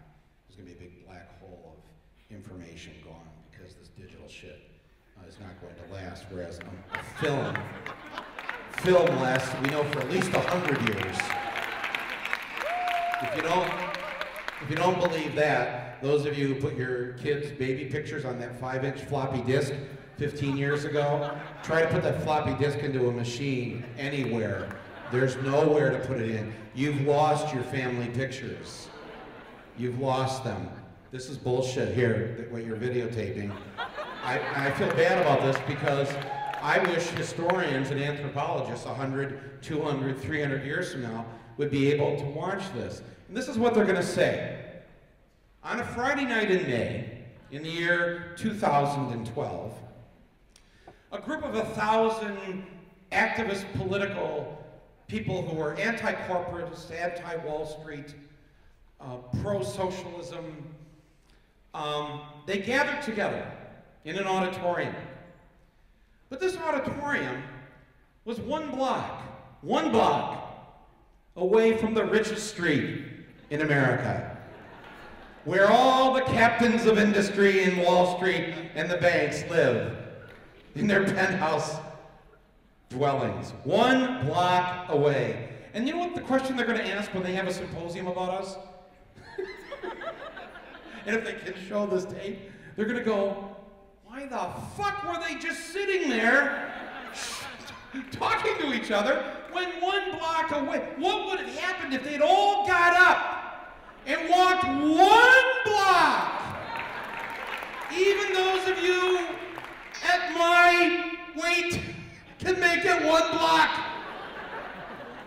What if they'd all walked 1 block and just sat down right in the middle of the street and refused to get up?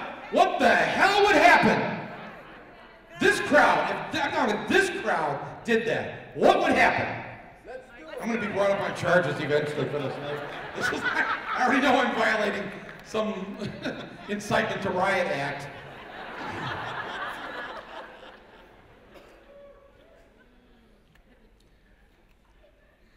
So that's what I think about white privilege. Nah, we're not having that. You got to answer the question. You don't like that answer? Nope, doesn't work. Well, what would make you happy then? What would be a good answer? You should answer it. It sounds like you have a good answer. No, seriously. I think that the fact of the answer that I have is part of the conversation, but I also think the willingness for you to speak to the issue is as important a part of the conversation. So I'm going to encourage you, before I take another question, to speak to my question as well. I think it's as important. No, I answered it. The White Avenue, otherwise known as Park Avenue. Yeah, that's what I'm saying. That is white privilege avenue. And, you know, the fish rots from the head down.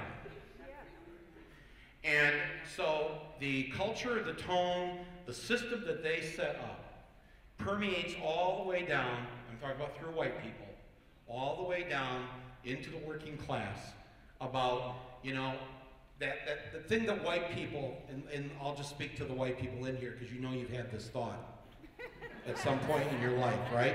And I'm going to say it out loud. You know, you used to say, you know, when you guys are just like, when you're just together, when, you know, we're not around. Yes, you can say things. Just black folk ain't out together. Okay, well, white people actually don't say this because they're kind of afraid, you know, in our own scary cat way. But this is what every white person in this room has thought.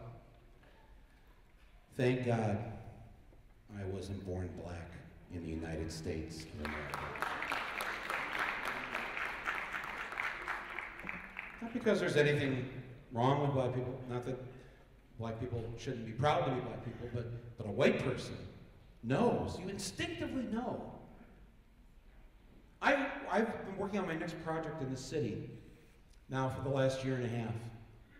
I'd like to reveal the number of times that I've been stopped and frisked. You already know the answer, don't you? 0. That's what white privilege is. You don't even have to think about it. You already know. You already know when you walk into Macy's to get a pair of socks that all eyes of security aren't on you. You never have to feel that. You never have to worry about that.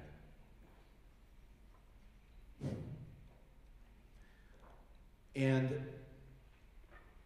I think it's an excellent question you've raised because the subtlety of it, it's not an obvious thing, but it's a subtle, but it permeates everything from the day that you're born as a white person in a country that was founded on genocide and built on the backs of slaves. That's what the United States of America is. And those of us who are neither Native American or African American, and I love the white people too, who just want to make George Zimmerman Hispanic. They're just all so defensive. You know, it's not about race. He's Hispanic. Because you see it closing in. The news yesterday, the Census Bureau yesterday, for the very first time, last year, more non-white babies were born than white babies. And by 2050, you know, the people who did demographics, they already know, you can look into the crystal ball and see the future. So what will white America do when they're the minority? How will white America be treated? Would they like to be treated the way, you know, that they and their fellow white people treated black people for all those years? Do they want eyes on them? They want to be followed around when they go into the shopping mall? You know, do they want to be stopped by the police for no reason whatsoever?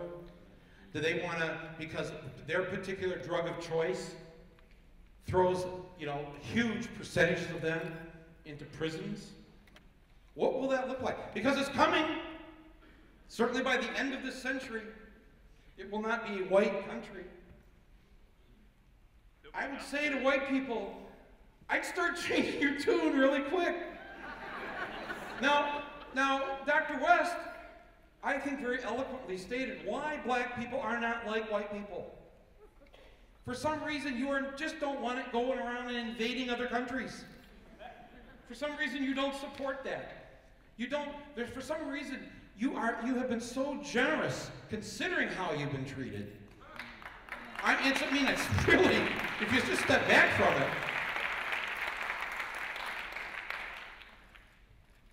So what will that look like?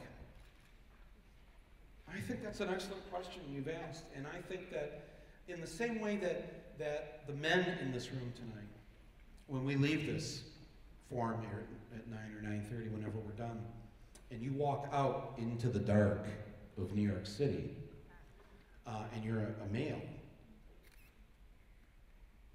we don't have a radar antenna that goes up.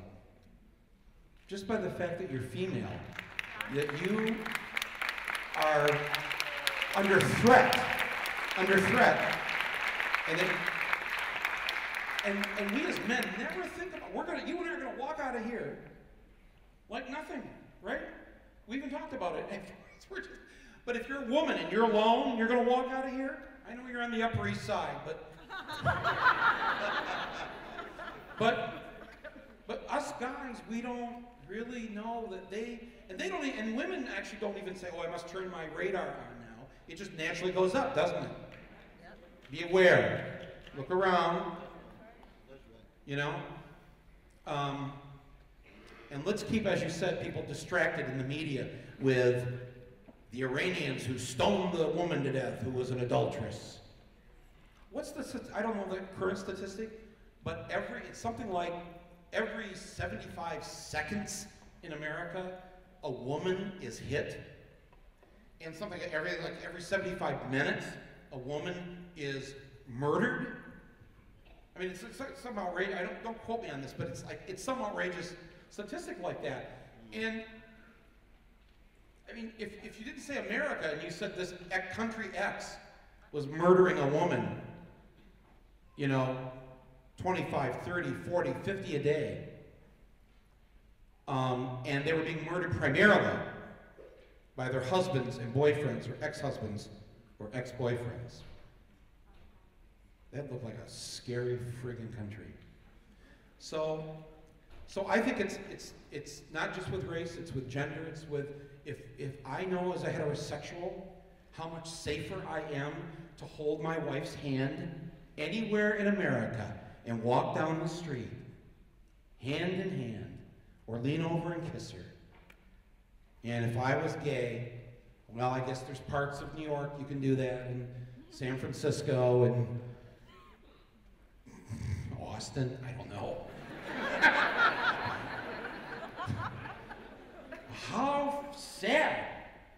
Honestly, I have really, I don't know if I want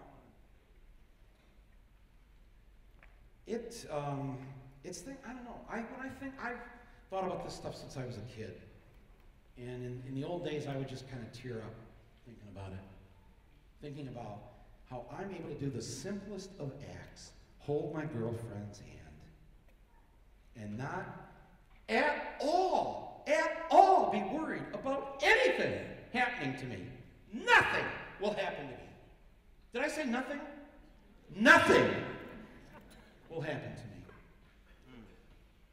Yet, if you're not like me, you have to live in fear that you could get jumped if you did that, or hurt, or killed. This country, and again, I know I am an optimist. I'm not a cynic. I am an optimist. But I also know that we have these two, what we would say as Catholics, mortal sins on our soul. And that is the genocide of sealing this country, and then being able to leap way ahead in terms of our economy and becoming a world power very quickly because we didn't have to pay people. And these two outrageous sins, I think, dooms us in some way unless we are willing to rectify that. And I don't know if there will be a way out. And so now can I ask Dr. West my question? If America hadn't been this, and let's say there was no genocide of the Indians, and Africans, as they probably did, built boats or canoes or whatever, and made it across the Atlantic 1,000 years ago or 500 years ago, and populated North America, peacefully maybe, with the native people who were here. And then, you know, after a while, some white people came, but, you know, well, or I could say you went to Europe and kidnapped a few million white people and brought them here. Yeah, right, well, I'm just saying, if America today was 75% African American and 12% white, Dr. West, can you tell me how I would be treated in the United States of America in 2012 if this was a nation that was 75% African American and 12% white? Well, I can say this for sure, that I would be struggling to protect you from being stopped and frisked. Oh, that's a fact right there. Don't mess with my brother.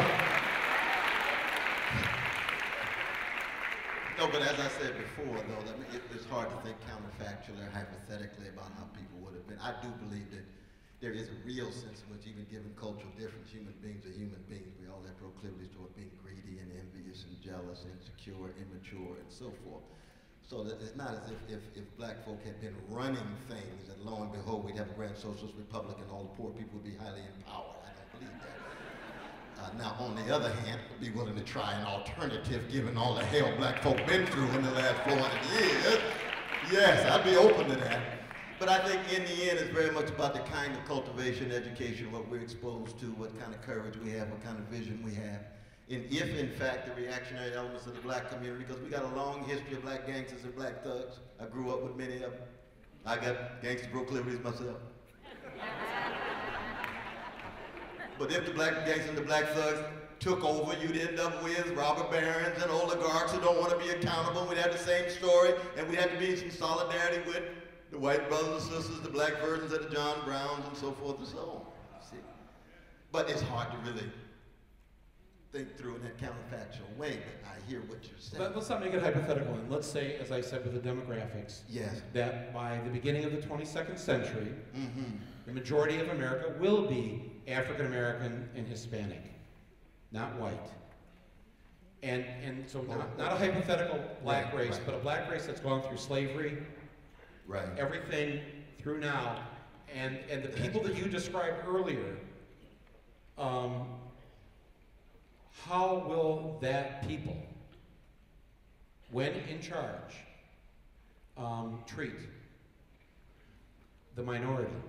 I mean, to some extent, you're talking about South Africa, actually. That's where it's practically actually happened.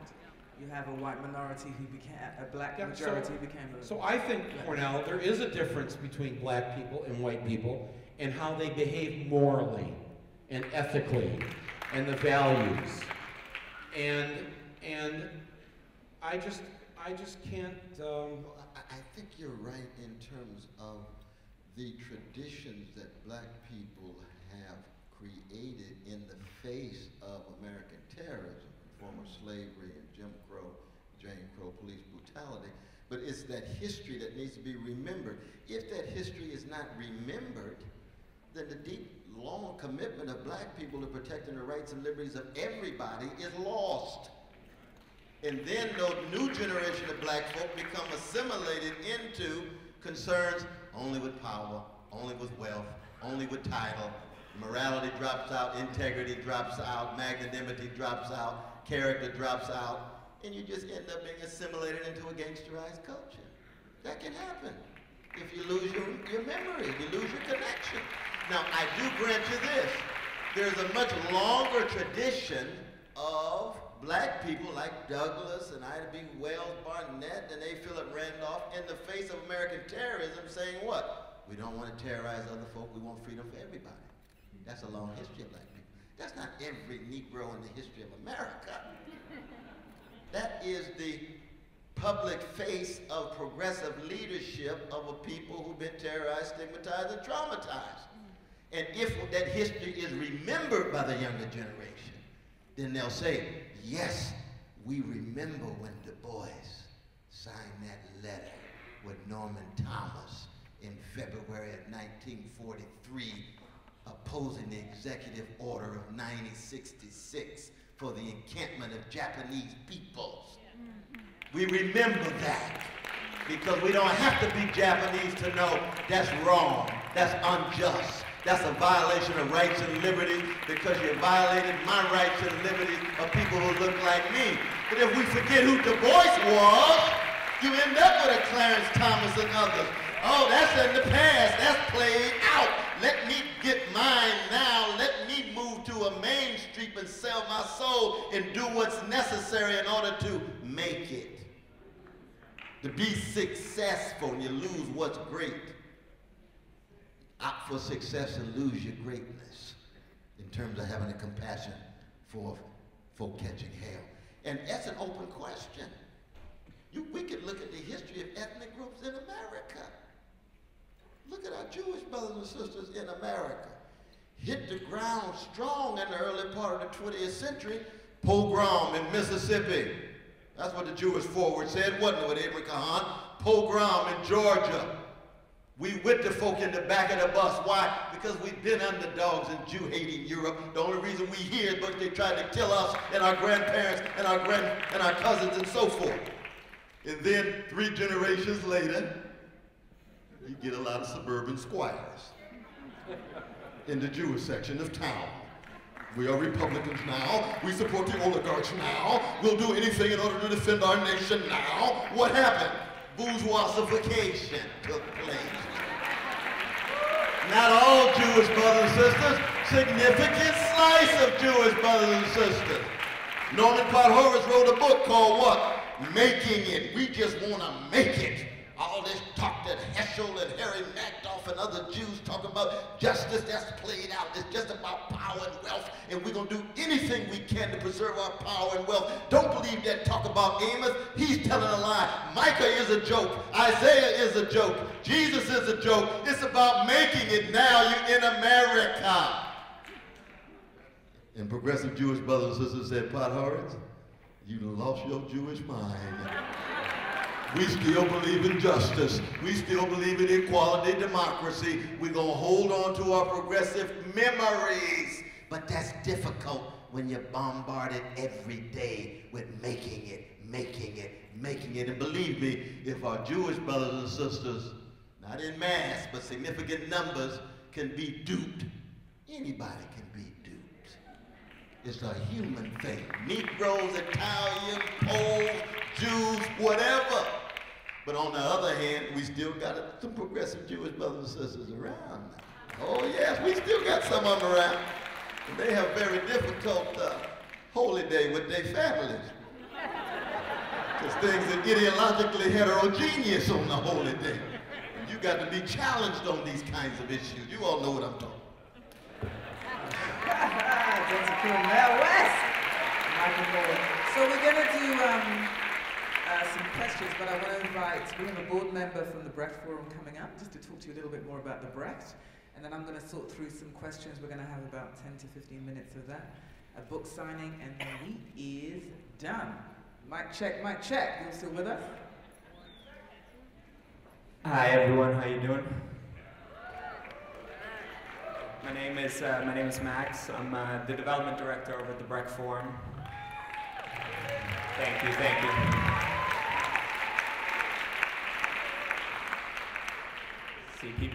See, people know what I'm about to ask. I start running for the gates. See? Now, you need to stay in your seats just a few more minutes. So Cornel was talking earlier about the Brecht Forum is not for sale. He said, I believe the Brecht Forum is not for sale. And when he said that, I had a flashback to my daily routine, the offices at the Brecht Forum. I just want to describe it to you for a second. You see, all day long, I sit there at my desk, and I get calls. I get calls from Goldman Sachs. I get calls from JP Morgan Chase. I get calls from Bank of America. They say, please. They say, we love what you're doing. They say, we want to support you. And you know, I got to think about it. You know, I got to think about it. I mean, we're a few months behind on the rent. Times are hard all around. And these guys are pleading. Please, please, we want to support you. We love what you're doing. We want to support your work. And I say no. I say no. And they say, why? I say, the Breck Forum's not for sale.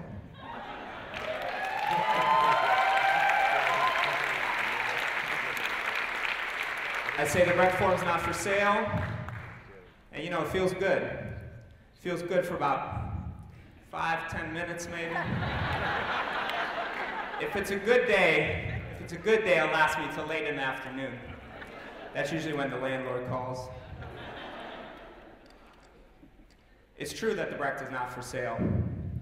It's not true that that's what my daily routine looks like, unfortunately. We still rely on you, we still rely on the 99%. We still rely on all of you to support the work we do. Unpopular work, but important work nonetheless. So we're gonna do a really quick fundraising game. It's gonna take like 3 minutes. It's called the $1 fundraising game. So we got a few interns, we got a few volunteers. I hope we got some folks. I bought these like funky little plastic plant boxes at the 99-cent store today. I was like, I wanted to get the long baskets that they have in the churches, you know, but I couldn't find any of those on short notice. So I got stuck in like the plant section of Jack's 99-cent store on 32nd Street. So we're gonna pass those around right now, and it's called the $1 game because everybody can participate. Because I want everybody to just take out $1, and I want you to get that ready. Now, of course, if you're like me, you know, you're gonna go in your wallet and you're gonna feel kind of silly taking out just $1, right? I mean, you know, that's the minimum. That's the minimum because we want everyone to participate. That's the minimum. So I want you at least to reach in there and take out $1 so you don't have to awkwardly look at your friend next to you, right? Like, you gonna take it out? No, I don't know. You're gonna take it out. I'm gonna wait for you. I'm gonna wait for you. All right, so we're gonna all take out $1. But I think some of us, right? Some of us next to that $1 might have like $5. You know, some of us might have like $10. A few of us might even have $20. $100. Merle got $100 right over there. No, okay. Please support. Please support. Today, I think Facebook shares opened up, what, for $38 a share? Right, $38 a share? We're presenting a different kind of offering tonight. A different kind of offering. And hopefully an offering that you can feel good about, an offering that's going to go towards supporting our work all year round. So as we get ready for the question and answer session, please give what you can. We really appreciate all your support, really appreciate you coming out tonight. Please visit our website at breckforum.org. Consider becoming a subscriber for as little as $15 a month. You too can become a subscriber. I see Cornel, he's about to become a subscriber. Thanks everyone, appreciate it.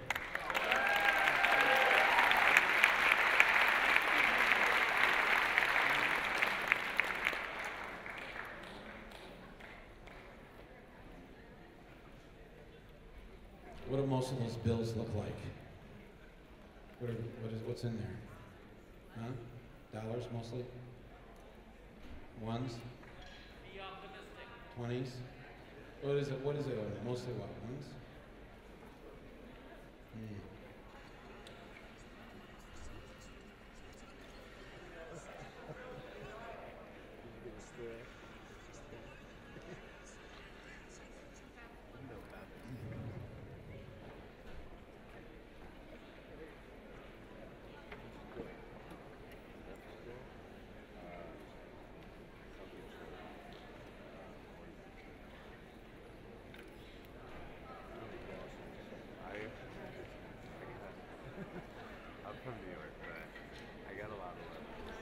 Hey Cornel, I recorded my first ever song and it was released this week on an album, on this Occupy album. You know? Congratulations, though. What did you play? Yeah, the times are changing. Yeah. Now, did you do a little hip hop or spoken word or what? No. It's probably sounds more like I'm in an Irish pub. But this is the album that came out. Yeah.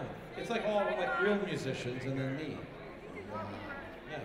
It's Dylan's song. Oh, you heard him on the record? Brother Michael Moore's on the record.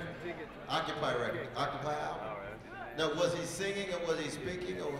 Yeah. He's singing. Yeah, for a while. Does he have a nice flow?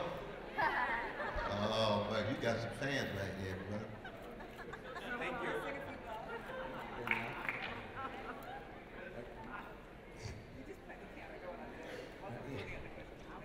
He plays a beautiful piano.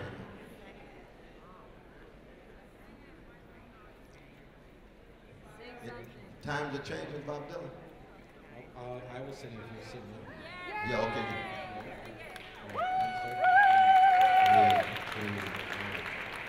Come gather around people wherever you are, and expect that the waters around you have grown. Soon you'll be drenched to the bone. If your time to you is worth saving, well, you better start swimming, or you'll sink like a stone, for the times they are a-changing.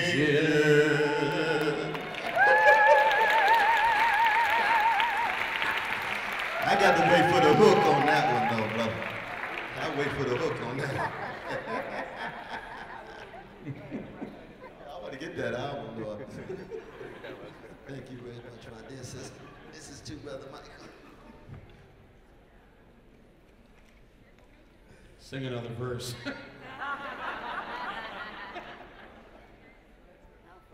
Is that what this that's what she said? Sing another verse? Well, you have recorded albums, so let's hear something from your. What's it called? You have a group called the Cornel West Theory.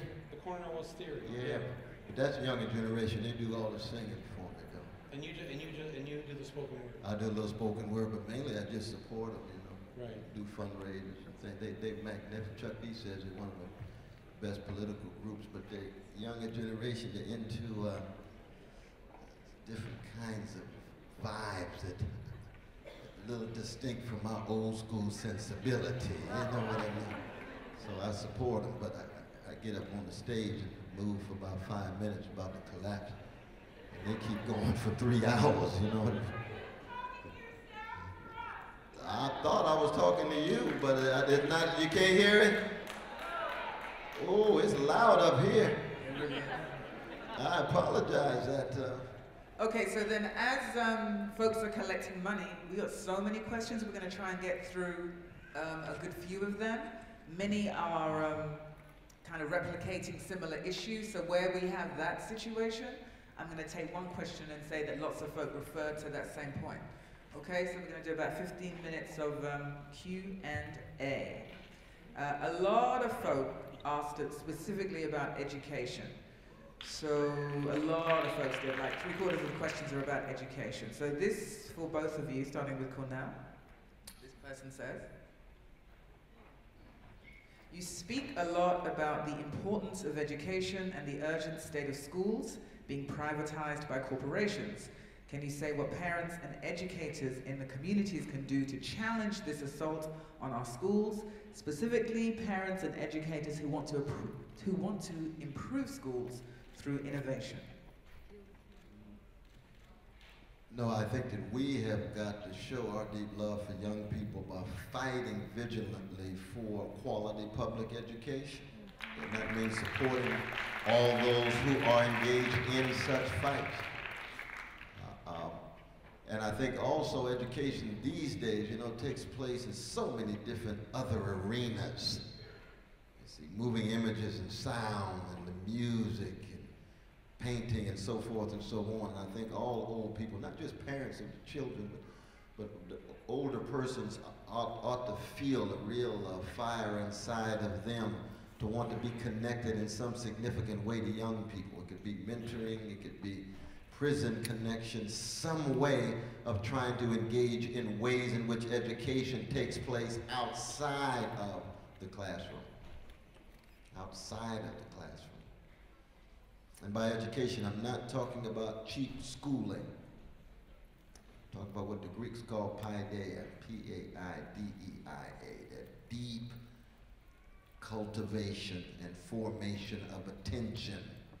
So you're attending to the significant things, the things that matter, not the superficial, fleeting things that will not allow you to endure in the face of crisis or catastrophe.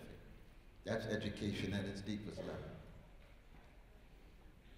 And folks asked if Michael Moore might do a film on education reform, and particularly the privatization, the kind of corporate hedge fundizing of education. Well, when I get stopped and people ask me to make a movie on something, this is the #1 thing they ask me to make a movie on. School systems, our educational system.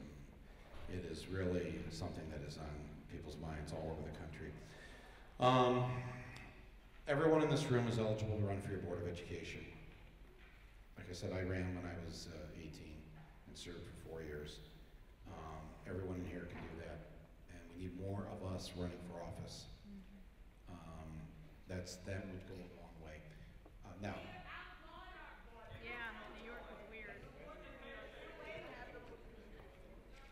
you mean here in Bloomberg land? Yeah. Yeah. CEO of New York.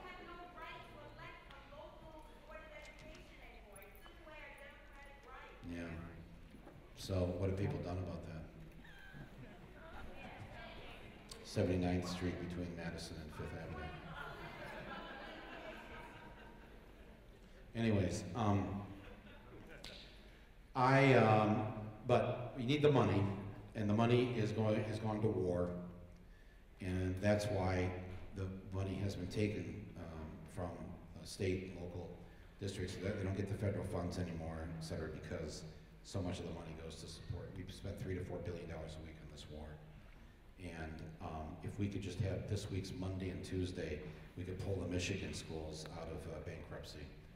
Just 2 days of the war would do that. 2 friggin' days of the war would pull us out of our horrible situation in Michigan, where the classroom size in Detroit now is 62 students per class. I think that somebody needs to make that film. I don't know if I will. Waiting for Superman was not that film. It was an anti-union film. It blamed the unions and blamed the teachers. And I think that, you know, I would, if I were, listen, if you could make me like president for a month, there would be like, there would be some things I would just do very quickly. There would be a national curriculum. It would not be in the hands of every local yokel about what to teach the kids. We're all Americans, and there would be a national curriculum as there is in France and England and every place else. And we wouldn't allow the Texas School Board to control what's in our textbooks, because now they've taken Thomas Jefferson out of the textbooks. And now everybody in all the other states are going to get these textbooks with Thomas Jefferson removed. So, because they know, they're sniffer, remember, they know he wasn't really a believer that Adam and Eve wrote on dinosaurs 6,000 years ago. I would do what Finland does. I would eliminate homework. Their students have risen in all the testing in the last few years because they studied this and they realized that we were abusing our children by having them do homework till 10, 11, midnight, straining their necks and their backs with knapsacks full of these books. Come on, when we were in school, were we up till midnight in 9th grade doing homework? Yeah. We were up till midnight, but not doing homework. Right, but that's their point. Their point is that by not encouraging children to go out and play and learn to get along with others and to socialize and to have things for these kids, to have libraries that are open after school, to have, you know, they completely upended this thing and went counterintuitive. And I think it's something like you can't give more than an hour of homework a day or whatever to kids. The other thing they did was they started treating teachers as legitimate professionals and paying them like you pay a professional.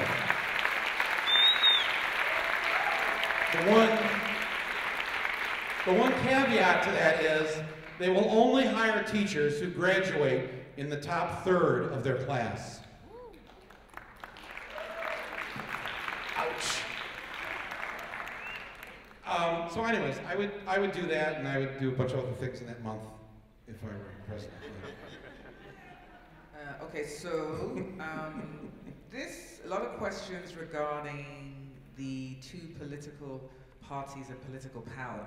So I'm going to kind of coalesce them into this question, which is, how can the 99% win political power when the two major parties represent and are controlled by the 1%? And somebody's add-on was, for example, the Greens, third parties. Any hope there to both of you? I have great respect for the Green Party and a number of the leftist parties, the Freedom Party here in New York, trying to do what they can do. But at the same time, I think we're in a dilemma. On the one hand, we know that both political parties are tied to oligarchs. There's a conservative version of Republicans, and there's a neoliberal version of Democrats. So that both parties can never be institutional vehicles for the kind of empowerment of poor and working people. At the same time, when you have a conservative version of oligarchic rule like the Republican Party is, if they do take over White House, Congress, State House, City Hall, the devastation and the catastrophic effects that are already in place are almost quadrupled. And so we have to make a practical choice. Do you side with milquetoast, spineless, neoliberal Democrats to fight off right-wing conservative versions of oligarchic rule, or do you opt for independent left political parties? And my conclusion is decent freedom fighters can disagree on that.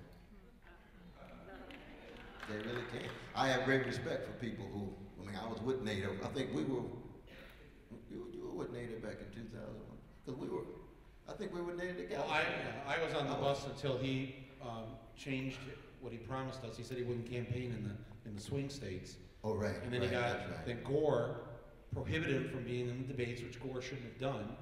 And so then Ralph got mad and made it personal, and then decided to campaign in Florida and these others, and people like me, and I think you and others, got off the bus because we weren't going to, we want the Greens to get their the Greens could get their 5% by just getting people to, where you know what the state, like in New York or California or Texas, you already know where those states are going to go, so you could vote Green and it's not going to affect things.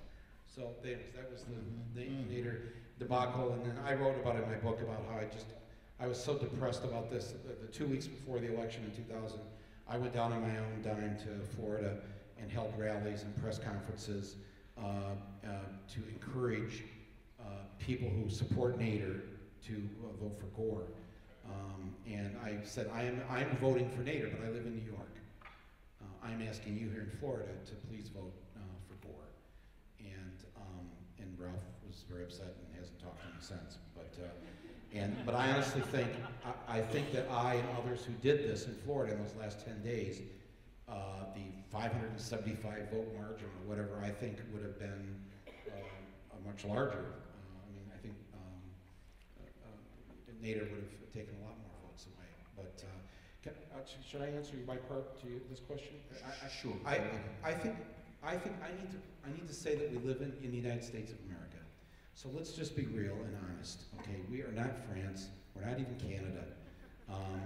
We're not going to have a third party or fourth party or fifth party as they do in Canada. All 5 parties are invited to the debates, all get an equal amount of money for the people running for parliament, and all get equal time on TV. Now, it's just not gonna happen.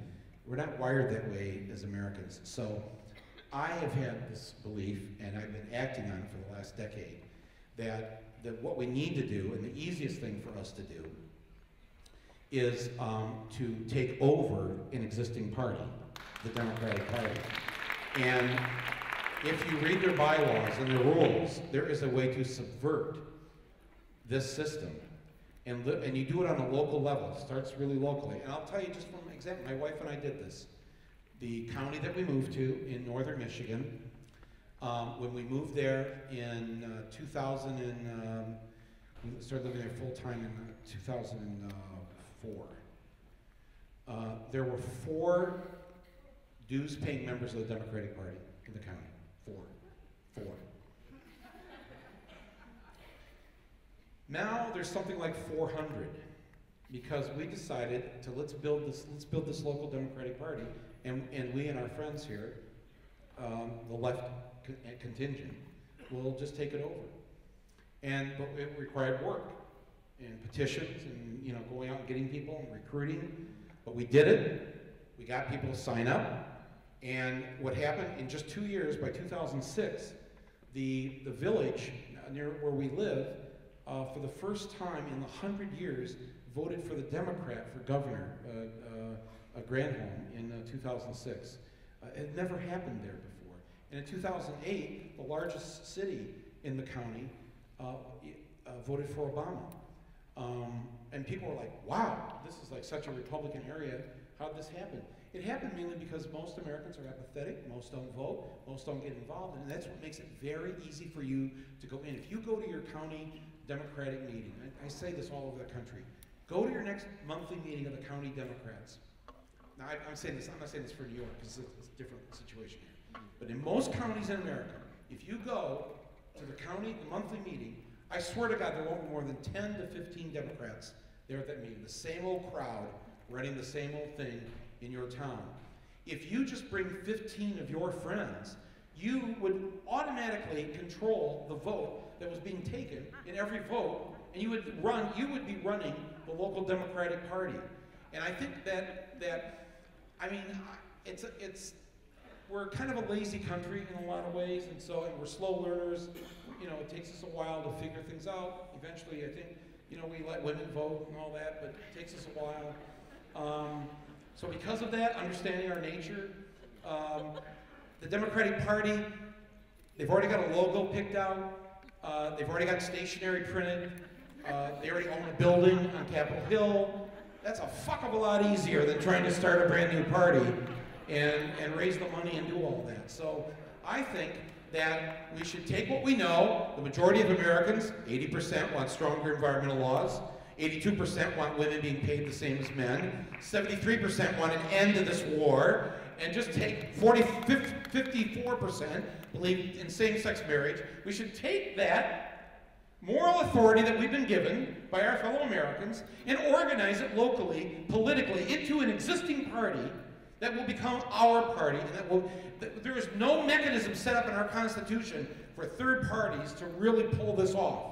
Ross Perot almost pulled it off because he was a billionaire, and if he hadn't gone cuckoo for Cocoa Puffs, the man got 19% of the vote.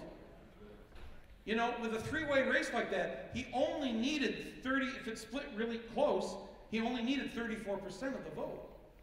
So a rich person could do it. A Bloomberg maybe could pull it off. But otherwise, we are going to win because we've got the majority of the people. We don't have the money, but we've got the people, and they all have $1 in their pocket, and that's going to eventually give us enough to defeat the 1% that is controlling us. I believe that's a practical solution to getting political power in this country. And I preach it everywhere, and I've done it myself personally in the town where I live. Okay, so this is the closing question, and this is one that's also been coalesced, asked a lot by so many different people. We started off by talking about capitalism, and the whole title of the event is "The Beginning is Near."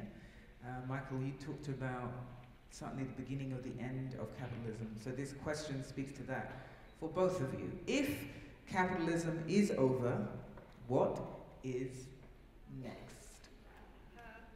Michael, you start. Cornel, you close. Well, I think we have to create a system of economic democracy. I think we have to create an economic system where we, the people, have a say in how this system is constructed. I'm not saying that we have to have a government takeover of every industry and business. I'm also not saying that there's something wrong with making money. It's okay to make money. Everybody needs to make money. But when you have such a small amount of people sucking so much of the money out of the monetary system and into their pockets. And now, what's the latest statistic now, how much they're sitting on in the bank, the rich and the corporations? Like 2.4 trillion. 2.4 trillion that they've removed from circulation. In the old days, they would build factories, they would invent light bulbs, they would do things, and they would think, we're going to spend money to make money. That was the way they thought. Now it's like, we better hang on to every friggin' cent we've got, because we know the other shoe. We got a warning this week. Thank you, Chase, Manhattan Bank, JP Morgan. We got a warning that the other shoe that hasn't dropped yet is going to drop. And we're going to have another crash, and that's going to be far worse than the crash we went through, because this one won't be based just on the crazy mortgage rip-off that was going on. This is going to be on credit card debt and student loan debt, both of them over a trillion, near $1 trillion, one near $1 trillion, one over $1 trillion. And it's a house of cards, and it's going to collapse, and the working people of this country are the ones that are going to suffer for it. So I think, I was saying this on Rachel's show earlier this week. I didn't really have time to, because you have so much time on TV, but what I wanted to say is that General Motors should not have the right to decide on their own what kind of car they're going to build. And I'm not saying that because I think the government should be in the business of building cars, even though I told Rachel the story about the driver they sent me to take me to NBC. We were in a Chevy Suburban, and it was kind of nice. I was like, I didn't hear any rattles, the dome light worked. I said to the guy, I said, wow, I'm kind of shocked. This Suburban is not, it seems like it's well put together. And he goes, yeah, ever since the government took over the car company, they're building better cars. So I would have the government add the union own the majority of the company. But this is such a wonderful opportunity for President Obama, because we are the owners of this company, to say, you know what, we're going to tell you now what you have to build. The internal combustion engine is going to destroy the planet Earth if we keep driving cars throughout the 21st century. So, we the people, and the people's representatives, are going to have to tell you, we don't want to own your business. You can have your business, and you can make your money, but you don't just get to build whatever you want to build. You have to build so much light rail, you have to build so much electric buses, you have to build so much subways, you have to do, whatever we decide we need in terms of transit for the 21st century that isn't dependent simply on the internal combustion engine. And we should have a right to, we tell them that they have to put airbags in the cars. Why can't we tell them this? So I would propose a system, if I could wave my magic wand. And I remember Roger and me, I went over, it came out in the fall of '89. And we were scheduled before the fall of the Berlin Wall to go to the Leipzig Film Festival in East Germany. And so the first night, or first couple nights there, that when they were chiseling away on the wall, my buddy and I landed in Berlin because we were going to drive to Leipzig. And we decided to stay in Berlin a day or so because we wanted to go to the wall and participate in this thing. They hadn't cut out a chunk of the wall yet or anything, but it was just kind of anarchic and Zuccotti-like, which was great. But I went to the Leipzig Festival and I showed the movie, and I said, this is going to change here. You're going to change. You're going to not be a socialist country anymore. But my 2 cents of advice to you is this, and when you watch this movie, this is going to show you what capitalism will bring you. So you don't want to go our way either. And in fact, this is actually a brilliant moment for you, the people of Eastern Europe, to show the world a different way. To take all the good things that you have gotten from socialism in terms of universal health care and all the things, but combine it in some way that respects the individual ingenuity and creativity, where the lone crazy person comes up with the next great idea that makes this a better planet and a better people. And find, you can invent this new economy, this new economic system. That was just kind of my crazy hope that would happen. I think it can still happen, but I think we're going to have to lead the way, because when this all does crumble, when the next crash happens, when the riots start, when they wish we should have responded to them when they were nonviolent in Zuccotti Park. But now people have had it. I can't tell you, honest to God, if on my street as many people were rounded up for marijuana possession and whatever else and put in prison for 5 or 6 or 7 years, as happens on any other street north of here, I'll tell you what, my buddies and I wouldn't fucking tolerate it. I mean, there's your white privilege. It's just outrageous. And I'm so convinced. There's a man, I think he's gone now, there's a man back there in a wheelchair who was telling me about his situation and how he has to live in poverty or the government won't give him any aid. And the man he has that thing in his mouth to operate the, I don't know how that works, but it's just, he's got MS, muscular dystrophy. But I just said to him, I said, I don't know what to say, if you lived in Canada, if you lived just a few hundred miles north of here, you wouldn't be telling me this story. Why are we, Americans, such a cruel people? Not just to the rest of the world, but to each other, to our own children. Why would we saddle them with $50,000 to $100,000 of debt as they enter the world? They're in a debtor's prison at 22 years old. Why would we do that to our own kids? These are our kids. These aren't the French kids or the kids of Nigeria. These are our kids we're doing this to.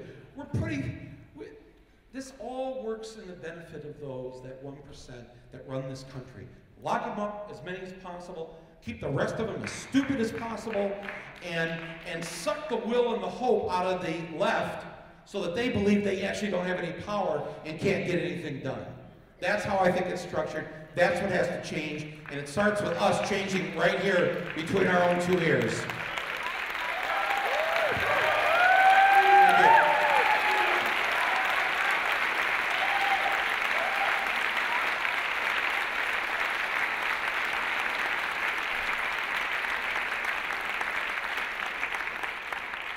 Final thought, closing words to Dr. Cornel West. If capitalism is over, what comes next? What comes next? Well, I just want to salute each and every one of you for staying this long. We've been at it a good while. I salute you. But I want to remind folk, it was my dear brother Michael who said capitalism was over. I never said that. Oh, no, I said the Washington Consensus is coming to an end. I said the age of Reagan is coming to an end, and we need counter voices and counter organizing efforts to try to highlight the plight of those who have been abused and mistreated, socially neglected, and economically abandoned. When you talk about capitalism being over, capitalism is not going to just collapse. You either have revolution or you remain in a capitalist world. It doesn't just collapse. If it implodes, that's fascists moving in, because order will be maintained, believe me. There's something called the military, and police, and prisons, and so forth and so on, you see. So that I speak as a revolutionary Christian, which means I don't believe in any paradise or utopia. We all got anxieties, fears, and insecurities in the face of death, and therefore we're trying to lead the world just better than we found it. But we still got other human beings, no matter how socialist, anarchist, communist they are, they still human beings fearful in the face of death. But I believe in possible betterment, and I do believe in revolution. I'm a revolutionary Christian, but Christian is a noun. Revolution is an adjective. And I'm a deep Democrat, and I'm a democratic socialist. But anytime you talk about capitalism collapsing or being over, you've already presupposed the high organizational capacity of peoples who are willing to move in with a replacement. And at this moment, our organizational capacity is still weak. We're just at the moment now where we're straightening our backs up with awareness and enlightenment, with new visions of possible worlds. Then the next stage is having organizations, structures, institutions that are counter to the decaying and declining capitalist want.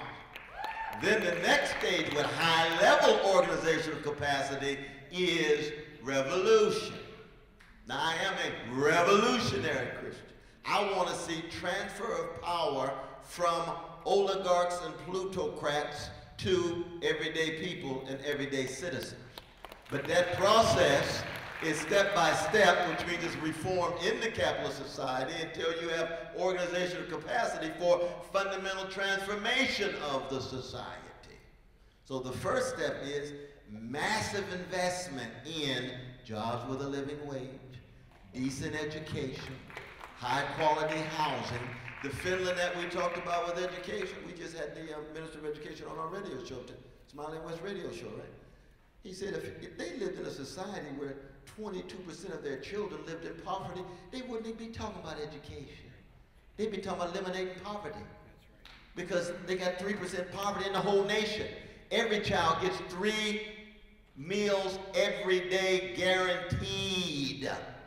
Every child is ensured a safe environment when they go home, so they don't have to worry about bullets, and don't have to worry about gangs on the corner.